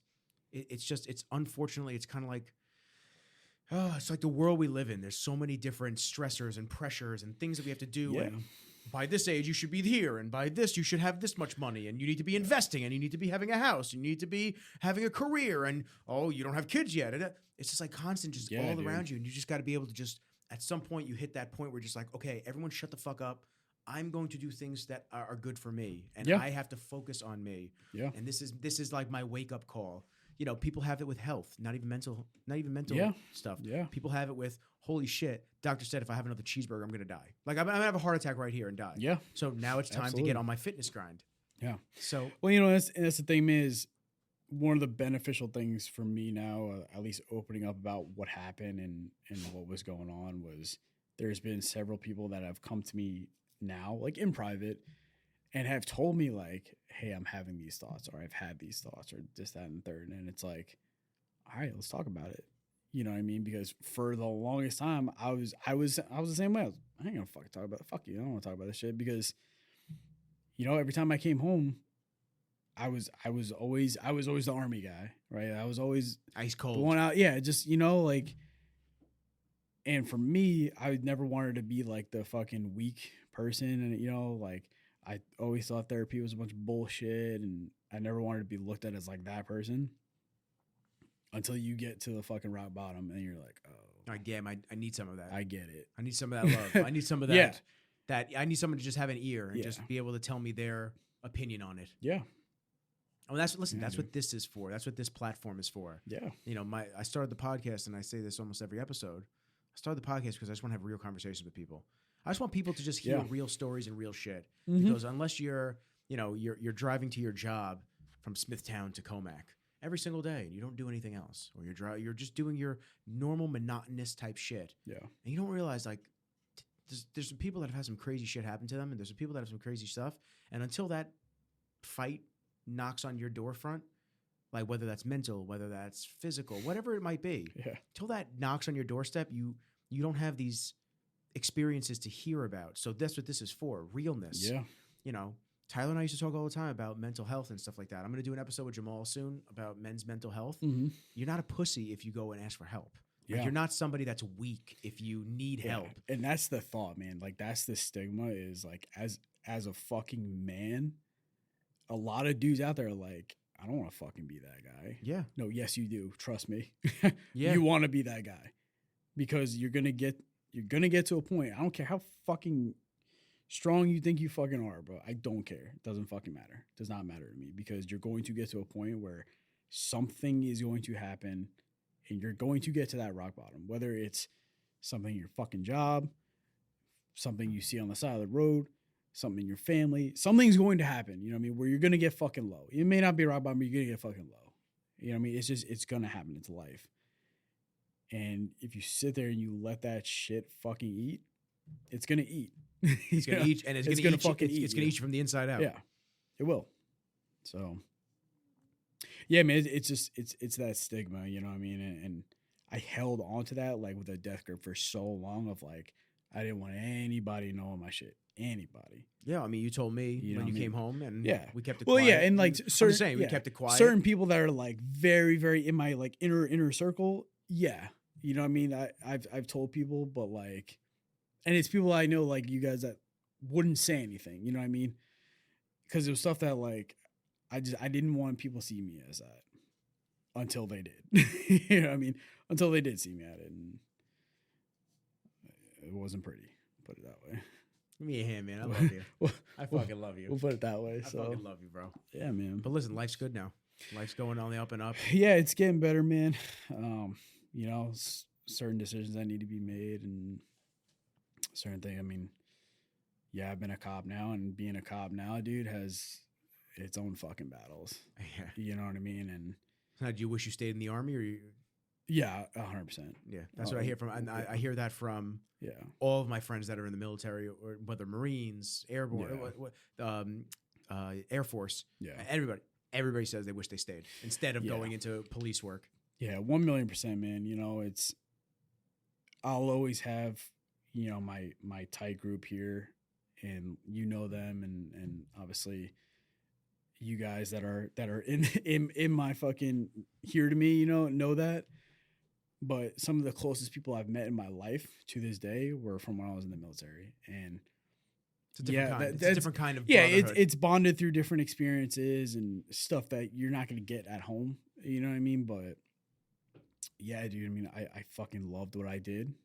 You know, it was action packed. Did it suck a lot of the time? Yeah, you know, it did. But it was fucking action packed, man. We had a blast. You know, I did shit that people in their life are never gonna do. I've spent time in the fucking jungle. I've been all over the fucking world. I jumped out of planes, shot this gun, that gun. You know what I mean? I've done shit that most people aren't gonna fucking do. And, you know, I lived that fucking action-packed life. It was fun. You know what I mean? And there's just something about it. And I think it goes back to, like, when I was young and just having that obsession with the military was, it's just what I wanted to do, man. And I told one of my friends this. I said it's something I needed to do in my life. And I knew, I was like, if I don't go into the military, I will regret this for the rest of my fucking life. And it was the best decision I ever made. It was. Just like your dad wanted to be a pilot. Yeah, wholeheartedly. Best decision I ever made in my life. And obviously with everything that's good, there's some bad shit that comes with it. It's natural. It's anything in life. You know what I mean? Your fucking job, family, everything's going to have some bad that comes along with it. But it was the best decision I ever made, man. And, you know, looking back on it now, I think I made the right decision leaving, because a lot of people kind of don't really realize this because they only look at the military a certain way, but the military has to change, like, how society does. Whether that's for the better or not. Right. And so, like, for example, this was like a hot topic, right? So when I was in the infantry, when I was in the Army, it was an all-male environment. When I left, they started implementing females. Nothing against females. If you're a female and you can do the fucking job just the same way my boys can, fantastic. Have at it. Welcome. But there were certain things, you know, guys are fucking guys. Guys are stronger. But when we're in our company area where all the lockers are, we do guy shit, man. Yeah, talking the you know certain what I mean? way. We talk a certain way, we act a certain way. It's just, it is what it is, bro. That's, you know what I mean? So there was a lot of those things where, like, well, do we have to change that now? Do we not change in, you know, at our lockers? Do we, you know, like, there was a lot of questions that got brought up, and is that's what I'm saying. So, like, society's changing, so the military has to do it also. And again, for anybody that watches, is nothing against females. You know I think everybody knows. I was raised by a single mother. Yeah. Nothing against females. I am all for female empowerment and stuff like that. Absolutely. But genetically and just personality trait wise, men and women are very different. Yeah. And there's a lot that men can do that women can't. Yeah. And that's why a lot of men do those jobs. Yeah. Roughneck. You know, you're not going to see a lot of women in steel mills and shit like that. The Army. Not saying women can't fight, just like you said. Yeah. But there's a big difference when you say, go pick up that 200-pound, sack or whatever it might be, or missile, whatever it is, and they can't pick it up. Now you feel like you're doing extra work. Yeah. And it's, again, if you can hang, you can hang. More power to you. But if you can't, it becomes a problem. If you can't, it becomes a problem. And I know there was like a big thing going on where there was like a study that was going on, at least in the combat realm of things, where women are looked at as what? They're looked at as motherly figures, right? They produce life. So I think there was like a study going on of like men seeing a woman hurt in combat, or shot or something like that. They're going to be more, it can be more like emotional in a sense, what I mean? Because that's something that produces life. Think of their mom. You know what I mean? Like if it's a dude, I'm like, hey, get your fucking ass up, keep shooting, we got to go. You know what I mean? Or get by, you know what I mean? Like I'm going to talk to you maybe in a different way than if you're a female. But that's just one example, you know what I mean? But we were getting to the point where people's feelings were starting to matter, which in a military environment, that's not how I grew up. That's not how people before me grew up. Your feelings didn't fucking matter. Now they matter. I had a commander tell us as sergeants, hey, if you guys are fucking smoking the privates, make them do push some shit like that, I'm gonna fucking start smoking all of you. And we were like, whoa, that's not your lane, bub. Yeah, chill out, man. You know what I mean? And so that's kind of the direction the military was going, and I was like, I don't know if I want to be a part of that, man. So it's good. You know what I mean? And so you miss it, you miss it when it was more. Yeah, and so this was the thing, right? Like my platoon sergeant. What's up, dude? For those listening, Kenji just came to say hi to Mr. Stahl. My platoon sergeant, Sergeant Bevel, he, in my opinion, is one of the very last, like old school type of guys. I'm sorry, I had to take a picture. Big ass head just on the table.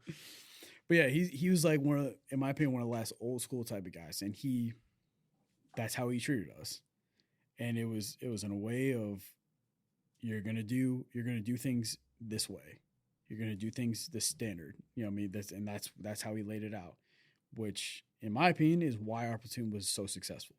He held us to a fucking standard, and that was it. Everyone was accountable. There was no fucking going below that. You go to that fucking standard or higher, and that's it. So, and that's the type of guy he was. So that's why we were successful. There's not many leaders that are like that anymore, especially in the military. And there's people that are going into the military that can't handle that anymore.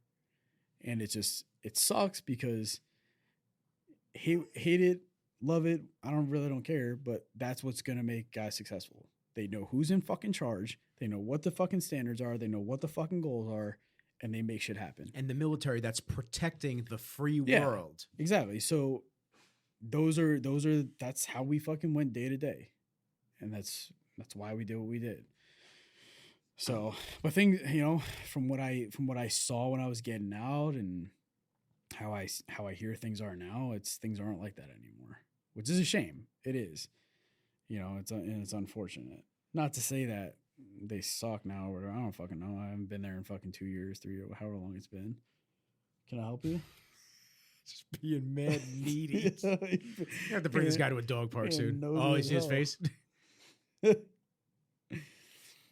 But yeah, so it's definitely changed in the last few years for sure. But I do miss it, man. I wouldn't go back now, but I wish I didn't get out. I wish I tried something else or tried a different duty station. I wish I listened to certain people that were trying to point me in the right direction, and I wasn't so fucking standoffish about it and like, nah, dude, fuck that, I'm getting out. Because you get a lot of people that chirp in your ear, and it's just in life, man. Yeah, it's life. Do man. this, do that. You shouldn't fucking do this. Don't do fucking. Don't do this. Fuck this. This shit's fucking dumb. You know what I mean? And so a lot of people chirping your fucking ear, and it's who you're gonna listen to. You're gonna listen to yourself, or you're gonna listen to other people. Yeah, you gotta block them out. You gotta learn how to listen to yourself. But it's not easy right at the get go. It's not easy, man. It's not. So yeah, I mean, I definitely miss it, man. But now I'm in my own world now of adventures and different life stuff, and being a cop is a little bit different, man. You're dealing with some life shit that sometimes is almost like unthinkable, or you don't want to think about it really, but then it's going to happen. A couple weeks ago, we had a missing child. He was 5 years old, autism. Fucking, I think he was missing. By the time we got on scene, he was missing for like, I think it was like 15, 20 minutes or so. And they were looking for him for like another 20, 25 minutes on top of that. One of our guys ends up finding him like basically behind the apartment in a lake, pulls him out. Guys start doing CPR on him, fucking trying to get him back to life.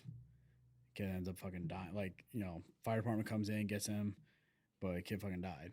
You know what I mean? It's just one of those things like you're trying so hard to save a life and this 5-year-old kid dies. And you're like, fuck. Holy shit. That's tough. You know what I mean? And I've seen people, dude, I've seen motherfuckers murdered, cold blood, fucking sprawled out on the ground, blood everywhere. That shit don't bother me. But that bothers. But you see a 5-year-old kid who's got a whole life to live, fucking dead. You know. So, you know, you see all certain types of shit, and then obviously I'm a cop. So what does that mean? It means everybody fucking hates me. Got it. Noted. Not everybody. Not everybody, but everybody that you deal with. You know, everybody that you're gonna go to a call for, everybody fucking hates you. Yeah. So noted. You know what I mean? And it's tough. You know, I mean that definitely doesn't help with your mental health and shit like that. But you know, the amount of hours and amount of calls we go to where I work is very violent. You know what I mean? Well, the funny thing is, you say you're in Orlando, and I think of happy shit like Disney and magic. Oh, dude, that was like the big comment I would always get, and people would always laugh about it, like, "Oh, we could go fucking protect fucking Disney World." I'm like, Disney's not even our jurisdiction. That's not even. Yeah, it's Orlando, but like, it's not really Orlando. And like, it's funny because my parents came down, like one of the first times they came down, I took them around like the actual city. And I started showing them places, and I was like, "Hey, what do you think about this place?" I'm like, "Oh, like it looks nice." Like, da da da. I was like, "I've had murders here, carjackings here, you know, what I mean, this, that, and just listing all this violent shit." They're like, "What?" I'm like, "Yeah." I'm like, "It looks nice, yeah." Well, this place it's fucking bad.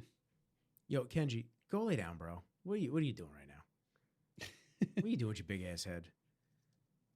Yeah, I would never have thought that with Orlando. So when you told me about that, I was a little shocked. Yeah. It's violent, man. You know what I mean? But there's violence everywhere. There's violence everywhere. Literally everywhere. That was just because mainstream media doesn't show you everything that goes on. What I mean, you know, I know you telling me that Disney kind of works hand in hand in making sure that image looks clean. Yeah. I mean, and they have to, you know, for obvious reasons. But yeah, there's violence everywhere, man. You know, I couldn't imagine being somewhere like Chicago or even the fucking city. Did you hear about that recent gun battle in Chicago? I don't know, maybe. Yeah, I mean, the recent gun battle in Chicago, something like there were a couple people that were dead, a couple people shot. They let off like 20 something rounds in the middle, like fucking broad daylight in the middle of this. I think it was the city too, and the police didn't even get involved, and they weren't supposed to get involved because they ruled it as mutual combat.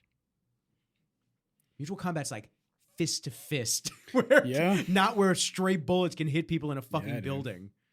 Dude, it's insane what's going on in some cities, dude. Law enforcement, dude. Even here, man. My boy Julio's been on the Voice and Rizzles. Mm-hmm. Dude, he is just fucking like relentless right now. You can't, dude. What are you doing, man? Even the Voice and Rizzle, Julio came on that show, and he's now doing. On top of his meal prep stuff, he was a cop for years. He retired, and now he's doing private security in the city. Yeah. All these companies are hiring private security to watch the buildings on top of the regular security that's there. Yeah, it's fucking insane. Yeah, I don't know. Just maybe make it so this way the standard is set that if you break the law, you go to fucking jail instead of just getting let out in 6 hours. It's crazy, man. Dude, what do you you know? You've told me stories, and I've had my own family members tell me stories of. Yeah, we're not gonna get backed up if we do the right thing and we stop a crime and this and that. All right, guess what, dude?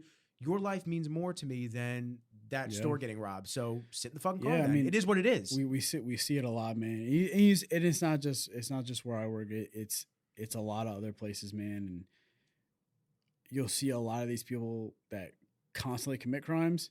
They've been committing these crimes. You know what I mean? They get let out all the time, dude. I had a guy. I'll tell us just one story. I had this guy. I wrote a warrant on him, and it was for it was like aggravated battery. No, it was aggravated assault with a firearm, and a couple other charges, whatever. So like felony type stuff. As I'm writing the warrant, I get his whole criminal history, right? I get it faxed over to me, and I started going, bro, first off, I pulled off the printer. It's like pulling off like a fucking encyclopedia. That's how many times this guy's been arrested. And I started flipping through it. And, bro, it's just like felony after felony after felony. I mean, why is this dude out? And like not even just felony, like violent shit. Like shit that like a lot of firearm charges, like shit that you're just like, this dude should not be on the road. But here he is. He's on the street with a gun still. You know what I mean? And it's just... It's crazy shit like that, and it's not just where it's happening everywhere. It's happening all over the place, man. And you know, everybody, oh well, they're innocent. He's a good person. No, he's fucking not. Let's just cut the shit. He's not a good fucking person. I can understand if somebody. I can understand if somebody gets caught up in some shit and they go to jail and they rehab and they rehabilitate their life and they're back and they're a better human being. They're an which I've come across, and they're assets to the community, and they're good people, and they generally just fucked up and made a mistake. But you get somebody who's a career criminal, I'm sorry, that person has broken the law how many times? If I steal something from a store, you're going to expect me to get held to a standard. Yeah. Nick stole some shit. Nick?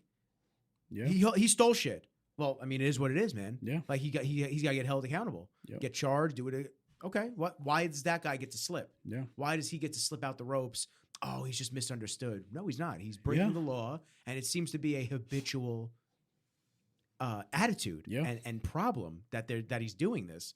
And it's just I don't know. It gets overlooked, and then you get mental health stuff involved, and then they say, well, it's just all he knows is the environment he's brought up in, and this and that. Okay, but you know, there are people that changed. There are people that have made their lives better. There are, and that's the trick, and and not even a trick. That's the goal in life. However you started, whether you started off with privilege, whether you started off at the gutters and the lowest point in life, everyone has the opportunity to be a great human being, and everyone has the ability to raise their self to another level that they never even thought possible. Yeah. You hear this all the time with famous people, all the time.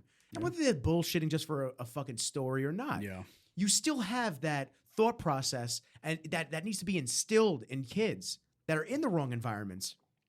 And that's every kid. Yeah. That's any color, any race, any person. Because there's bad situations for young generations all over the place. Yeah. And it's about harvesting the good in them, watering it like a fucking plant and making them grow instead of just going, oh, that's where they came from. It is what it is. Dude, you know, it's funny, man. I actually had like this interaction literally, it was maybe like 2 weeks ago. We got a call about, oh my God, what was it? I think it was like a residential burglary call or something like that. This guy was, somebody thought this guy was trying to break into like hotel rooms.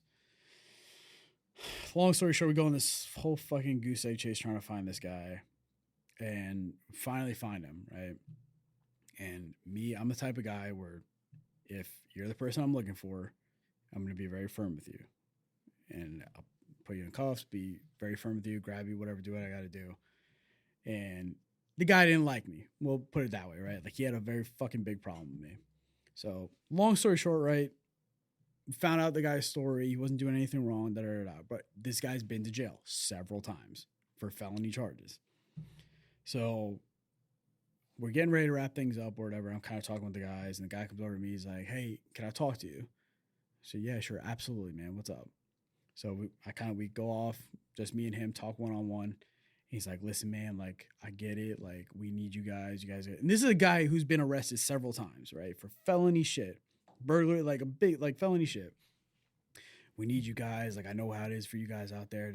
Like, I know you're just doing your job. Like, and I was like, listen, man, no harm, no foul.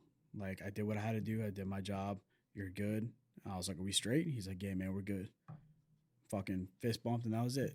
And that's all it has to be. And you know, most of the interactions, that's all they have to be. And that's all it was. Like, but he took the time out there to, even though he didn't like me in the first like fucking 5 minutes, he sat there and like wanted to have a conversation. Yeah, bro, I'll have a conversation with you all day.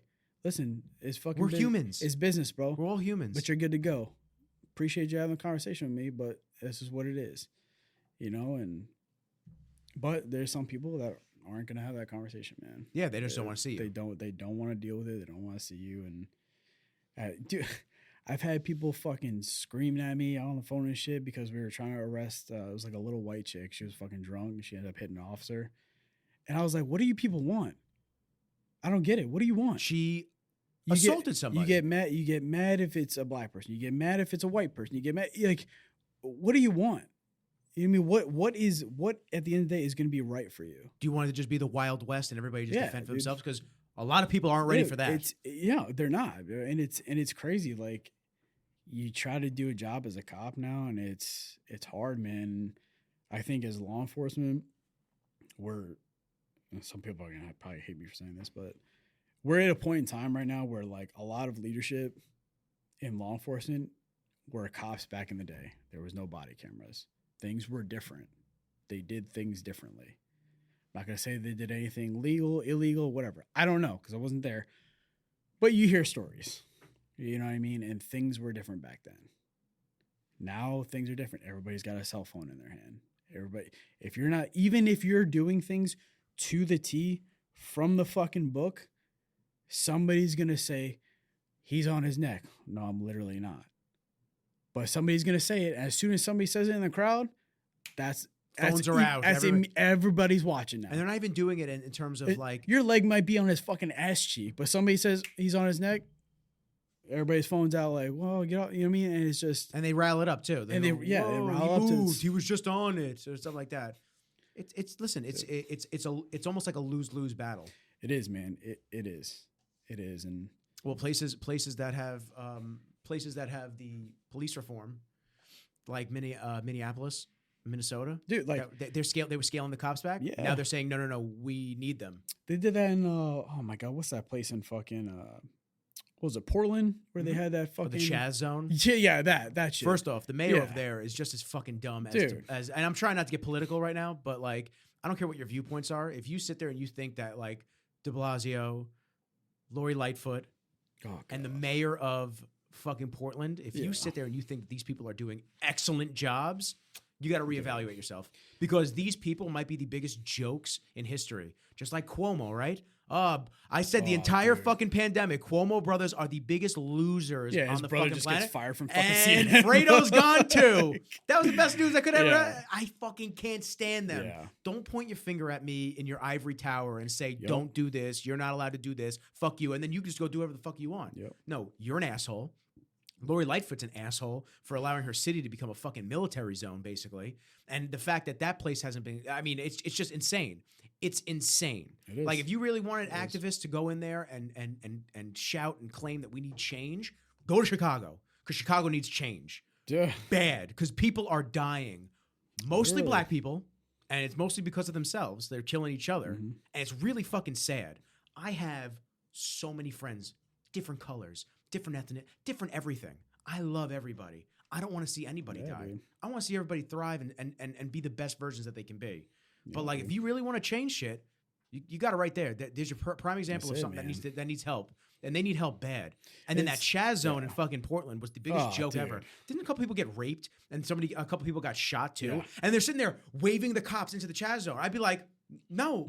I'm good. You wanted this. Yeah, Take it into your own hands. This is you. This is what you want. Y'all got doctors in there? Yeah. You got medics ready on staff? You guys got guns and stuff? You're good, right? You're good. Okay. Yeah, dude. That's why, like, you know, my brother was NYPD for, I think like 7 or 8 years, something like that. I think 8 years. And he left. You know what I mean? And that was the whole. So before I was even in the Army, like, this is fucking backtracking. This is back to when I was in college. He graduated the police academy, and their graduation was at the Barclays Center. So I remember going there. They show like this hype video and all that shit. So we watched the whole graduation. I was like, that's what I want to do. And to me, at that point in my life, I thought NYPD was like cool. Like, yeah. As far as law enforcement goes, I was like, LAPD, NYPD. Yeah, it's fucking sick, right?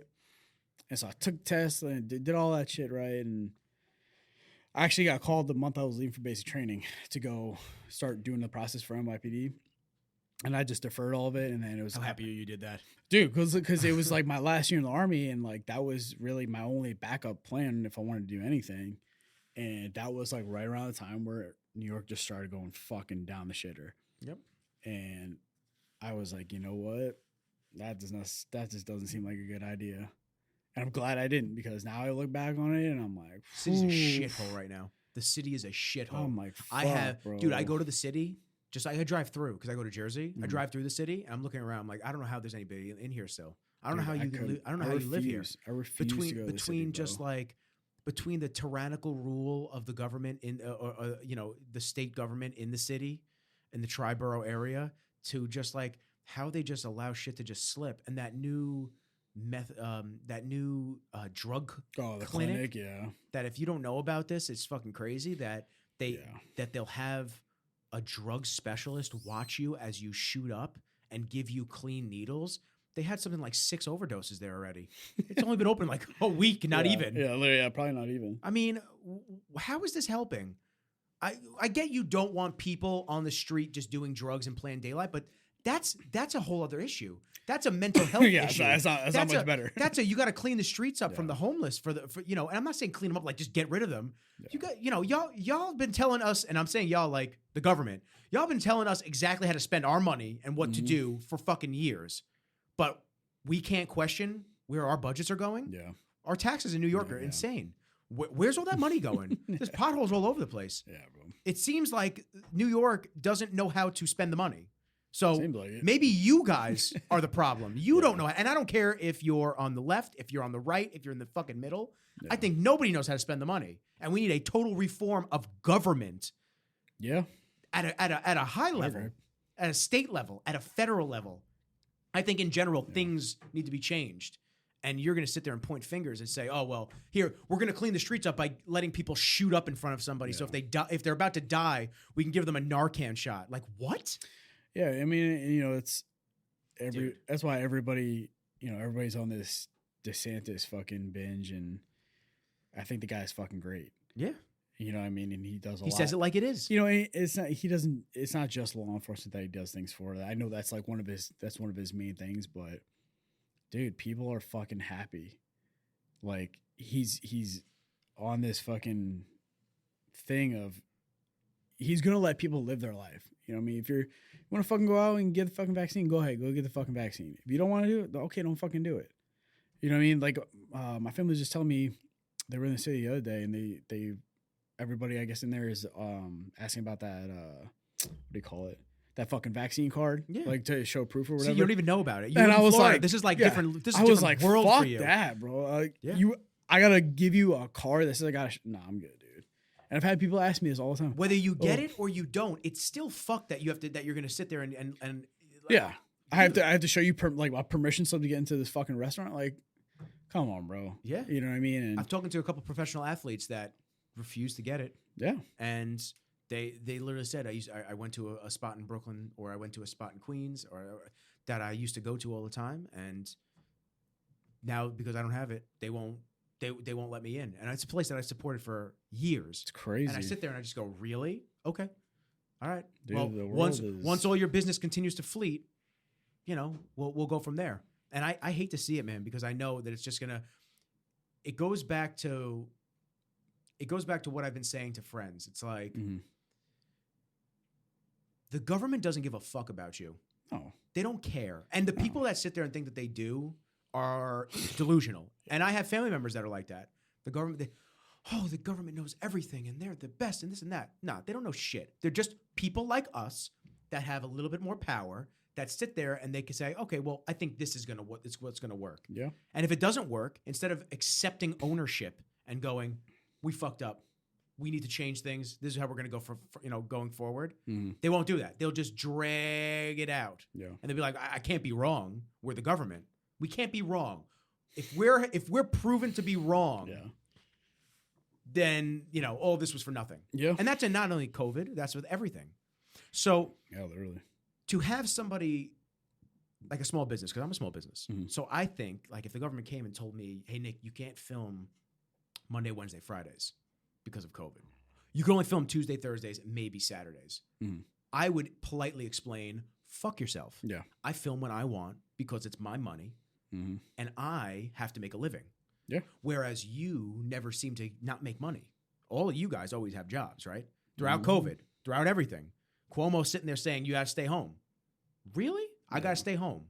I got to stay home while you are getting your paycheck every 2 weeks. Yeah. And making all your bonuses and making a book about how you dealt with the pandemic, when really you should have been making a book at how I'm a fucking sex predator and I'm an asshole. So like that's what you should have been making a book about. Yeah, the fact that anybody fucking supports that, man, is just... Dude, I would have people that would have his little press conferences on every day about COVID.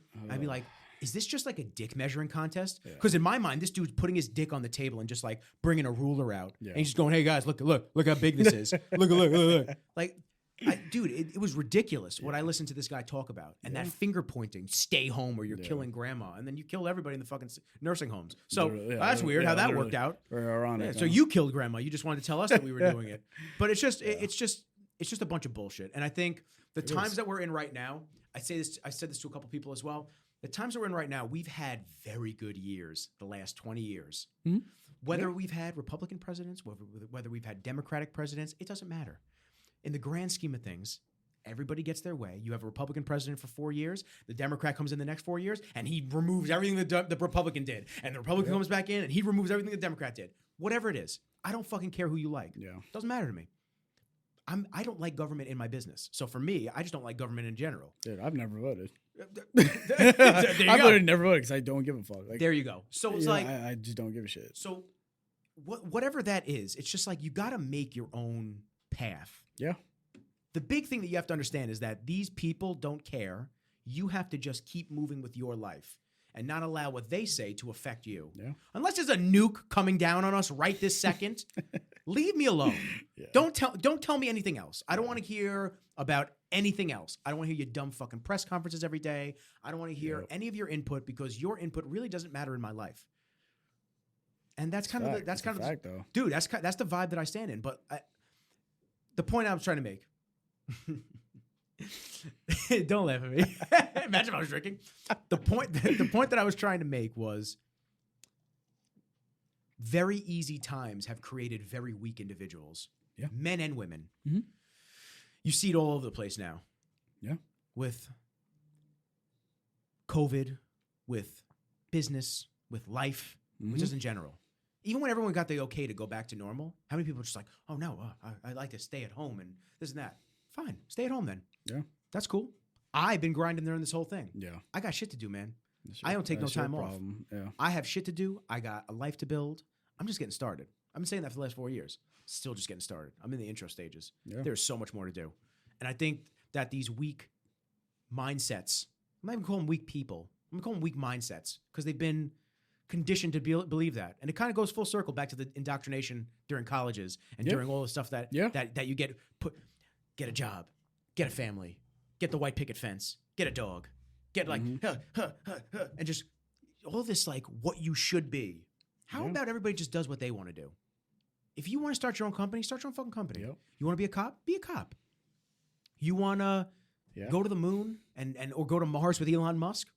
Figure out a way to get into the building. People are so locked into being told what to do. Yeah, just there's no timeline. I'm 30 years old, single, no house. I still live at home. Yeah. I own my own business and I'm building it. And people don't realize that things sometimes take time. They see the Instagram success and they think it needs to just be done right now. I watch oh my God, what's his name?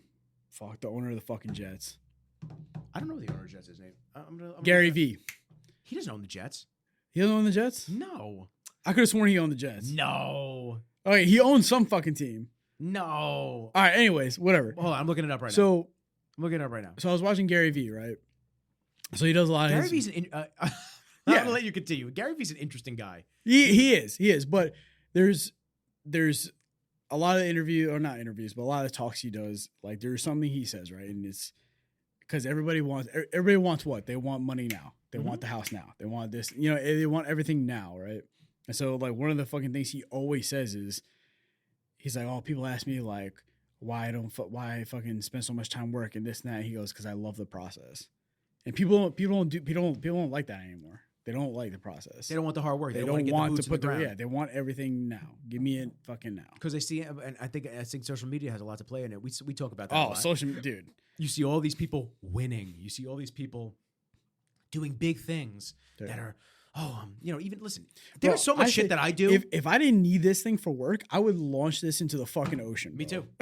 Like, I swear to God, bro. And I didn't need it for fucking videos and photos and networking with clients. Yeah. I'd be gone, dude. I would delete all my social media because it's toxic. Yeah, it is. But not all of it's toxic. It's what you put into it that you do. Right. Yeah. So sometimes it's a good thing, and I'd say more often than not, it's a bad thing. Yeah. I mean, listen, there's a lot of videographers that I watch and that I know that sit there and they just literally just stroke their own dick all day about people that they work with, about their projects. And then they're just like, here's a little bit of footage from this day. Here's a little bit of footage of that day. And okay, yeah, you're building your brand and you're trying to look like that. But as a videographer too, and as somebody that, you know, is in the trenches, building a company and doing my thing, I know that it's not all sunshines and angels. And nothing tough, fucking is, you know, bro. why don't you talk about like the battles with clients about money? Why don't you talk about, you know, getting outbid or underbid by other competitive videographers because they'll shoot a video for $200 and a client sees your bill for $2,000 and you're just like, whoa, what is this? And you go, well, if you don't see the value between us and that, you know, I can't really, you know, there's a difference there. But like, nobody wants to talk about that. I'll talk about it. I have no problem talking about it. There has been so much dirt and shit that I've dealt with. Not getting paid from clients, doing full shoots, and then just the client just goes, yeah, you know, just dodging you on money. Or big name people just, nah, you know what? I paid you to shoot, but I'm not going to pay you to edit. Why? So I believe it though. Yeah. So I believe it. There's like some real shit in owning your own stuff, and you got to be able to get in the trenches and deal with it. And it's the same thing with the guys that couldn't deal with basic training, the basic training paperwork. It's like once you start getting into the actual grit of it, obviously very different things, but once you get into the grit of things, you know, entrepreneur life, working for yourself is not for everybody. It really isn't. I was listening to Andy Frisella, the owner of First Form. I was listening to Andy Frisella's podcast. His podcast is fantastic. He says it as it is. Yeah. Talks his shit, and his shit is fucking true, and he just keeps it real. And he says, there's a lot of people that couldn't do what we do on a daily basis as entrepreneurs. To own your own business, to not know where the money's coming from, to build, to network, to be able to do all the social, to shoot, everything. Yeah. It's a lot of work. I mean, this podcast is my passion, a side passion. I love doing it. Yeah. I love sitting down with amazing people like Sergeant Stahl. I love sitting down with amazing people and just having conversations, whether that's a debate, whether that's just us talking, whether it's just you want to vent and just talk about shit. I love that. Yeah. I don't get paid on this. This is we're in the middle of the day right now. Yeah. Normally I'd be editing and getting paid on things, this and that. I take the time out of my day to build something special. And most people can't see past, well, I just want the check now. I want the money right this second. So I want the money. Yeah, man. And it's okay to want the money. I want the money. Yeah. It's okay. I want an amazing life. I want to know that my dog, everything that he needs, medical, food-wise, his food's fucking expensive, man. This dude eating $200, $230 worth of food every 2 weeks, man. It's expensive, dude. Like, I want to know that I got everything. You know, when I have a girlfriend, when I have, a family, I want to know that I got it. We're good. I've worked my fucking ass off to get to this point. Dude, I've had so many people, and it's funny because like you all know who the fuck you are, have told me, dude, let's go back to New York. Move back to New York. Oh, come on, like we're all here, blah, blah, blah. I said, yeah. I probably couldn't afford a fucking cardboard box there right now if I wanted to. Well, yeah, you can afford a cardboard box out in Holtzville. Yeah, and I was like, for what reason? Yeah, my family's there, sure. But they come visit me. I go visit them, and it works. I was like, but it's also fucking 80 degrees. It's sunny. I have a nice house, and not that materialistic shit means anything to me. No, but you've also worked hard for your things. I've had this conversation with people, and I said, listen, I don't care about the house. I don't care about my fucking car. I don't care about any of that shit. I don't care. It doesn't fucking matter to me. And people have asked me like, oh, like, you know, why are you going to be a cop? Why'd you want to be a cop? And people have asked me, well, why Orlando? And I'm like, because like at least in Florida, everybody like Orlando pays well. It does, you know, at least in law enforcement terms, for at least salary wise, they pay well. And so people ask me, I'm like, I don't care about the fucking money. I'm like, what? One, I was in the Army. Okay, trust me, I don't fucking care about the money because you get paid dog shit. Trust me, don't give a fuck about the money. But yeah, dude, a lot of people make it about money, but the work isn't there. You know what I mean? The work ethic. The work ethic is not there, and yeah, it's great to have what I have, but do I want to sit here and, especially nowadays, like come back to a place like this and struggle? No, I just don't. It's just okay. It's not in my fucking cards right now. You know what I mean? Maybe in 10 years, who knows? Maybe in 10 maybe in 10 when you have kids and shit, who knows, dude? Maybe in 10 years it will be. What did I tell you, man? When you told me you were thinking about moving back, what did I tell you?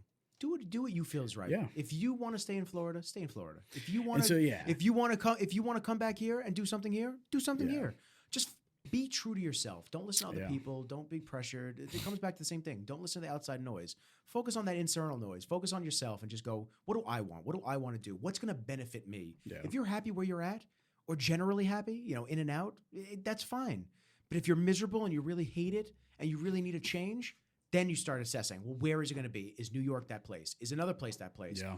You just got to do some internal soul searching. Yeah, and that's, at least for me, man, that's been the hard part is I've always prided myself on knowing what I want to do, where I want to be, and all that good shit, right? And for the first time in my life now at 29, I'm like, fuck.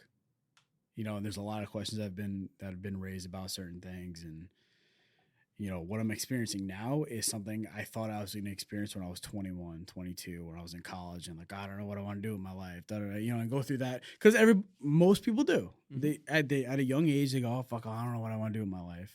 I think it hits people differently, though. I think it does. And not only that, I think the people that get hit with it later in life have had earlier responsibilities. Right. And so, I agree 100% because now that I'm 29, now I'm freaking out because I'm like, fuck. I'd never had these thoughts, and now knowing how I used to be able to just make decisions on my life and what I want to do and where I want to go and where I want to be and all that shit was easy to me. Now it's not.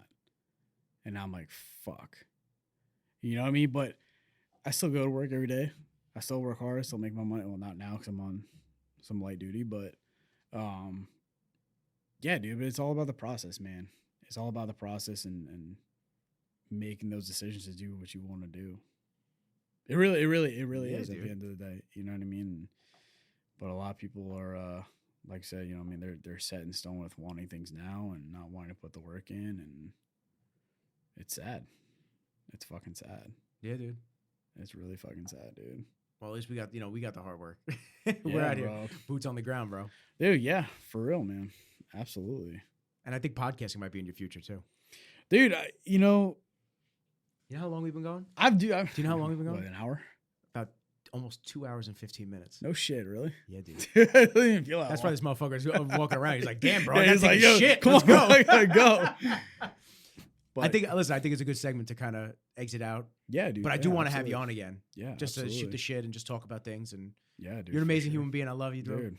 Fucking love absolutely, you, bro. Bro. You're one of my brothers. For absolutely. Real. Like he's ready to go. Yeah, he's like, yo, you guys fucking done yet or what? All right, we'll go to the dog park. Oh, he sees me. He's like, fuck yeah. All right, we'll go to the dog park. Listen, I want to thank everybody listening. This is big episode 10. Dude. Big episode 10. Bro. Episode 10 of Rizzology. I got my brother, Sergeant Stahl, on today. Listen, what's your Instagram? What's your name on it? Yo, that's a good question. Stop changing it, too. Bro, I had to. What's your fucking Instagram? Tell me. I'm gonna tell the people, because listen, if you ever want to get in contact with Stahl, and I don't want to just throw you out there like that, but if somebody is going through some shit, and maybe they want to hit you up if they're military, it's B_John_. Done. So go. if you guys want to reach out to, that's how much I don't care. Is I know, exactly. I literally had to look and see what my Instagram name was. Yeah. So if you guys want to listen, and you guys listen and something strikes a chord and you want to ask him something, bro. I'm sure he'd be more than receptive to just answer something to you. All ears. So, but listen, love you again, dude. Love you, bro. Thank you guys for listening. And on that note, peace. Let's do it.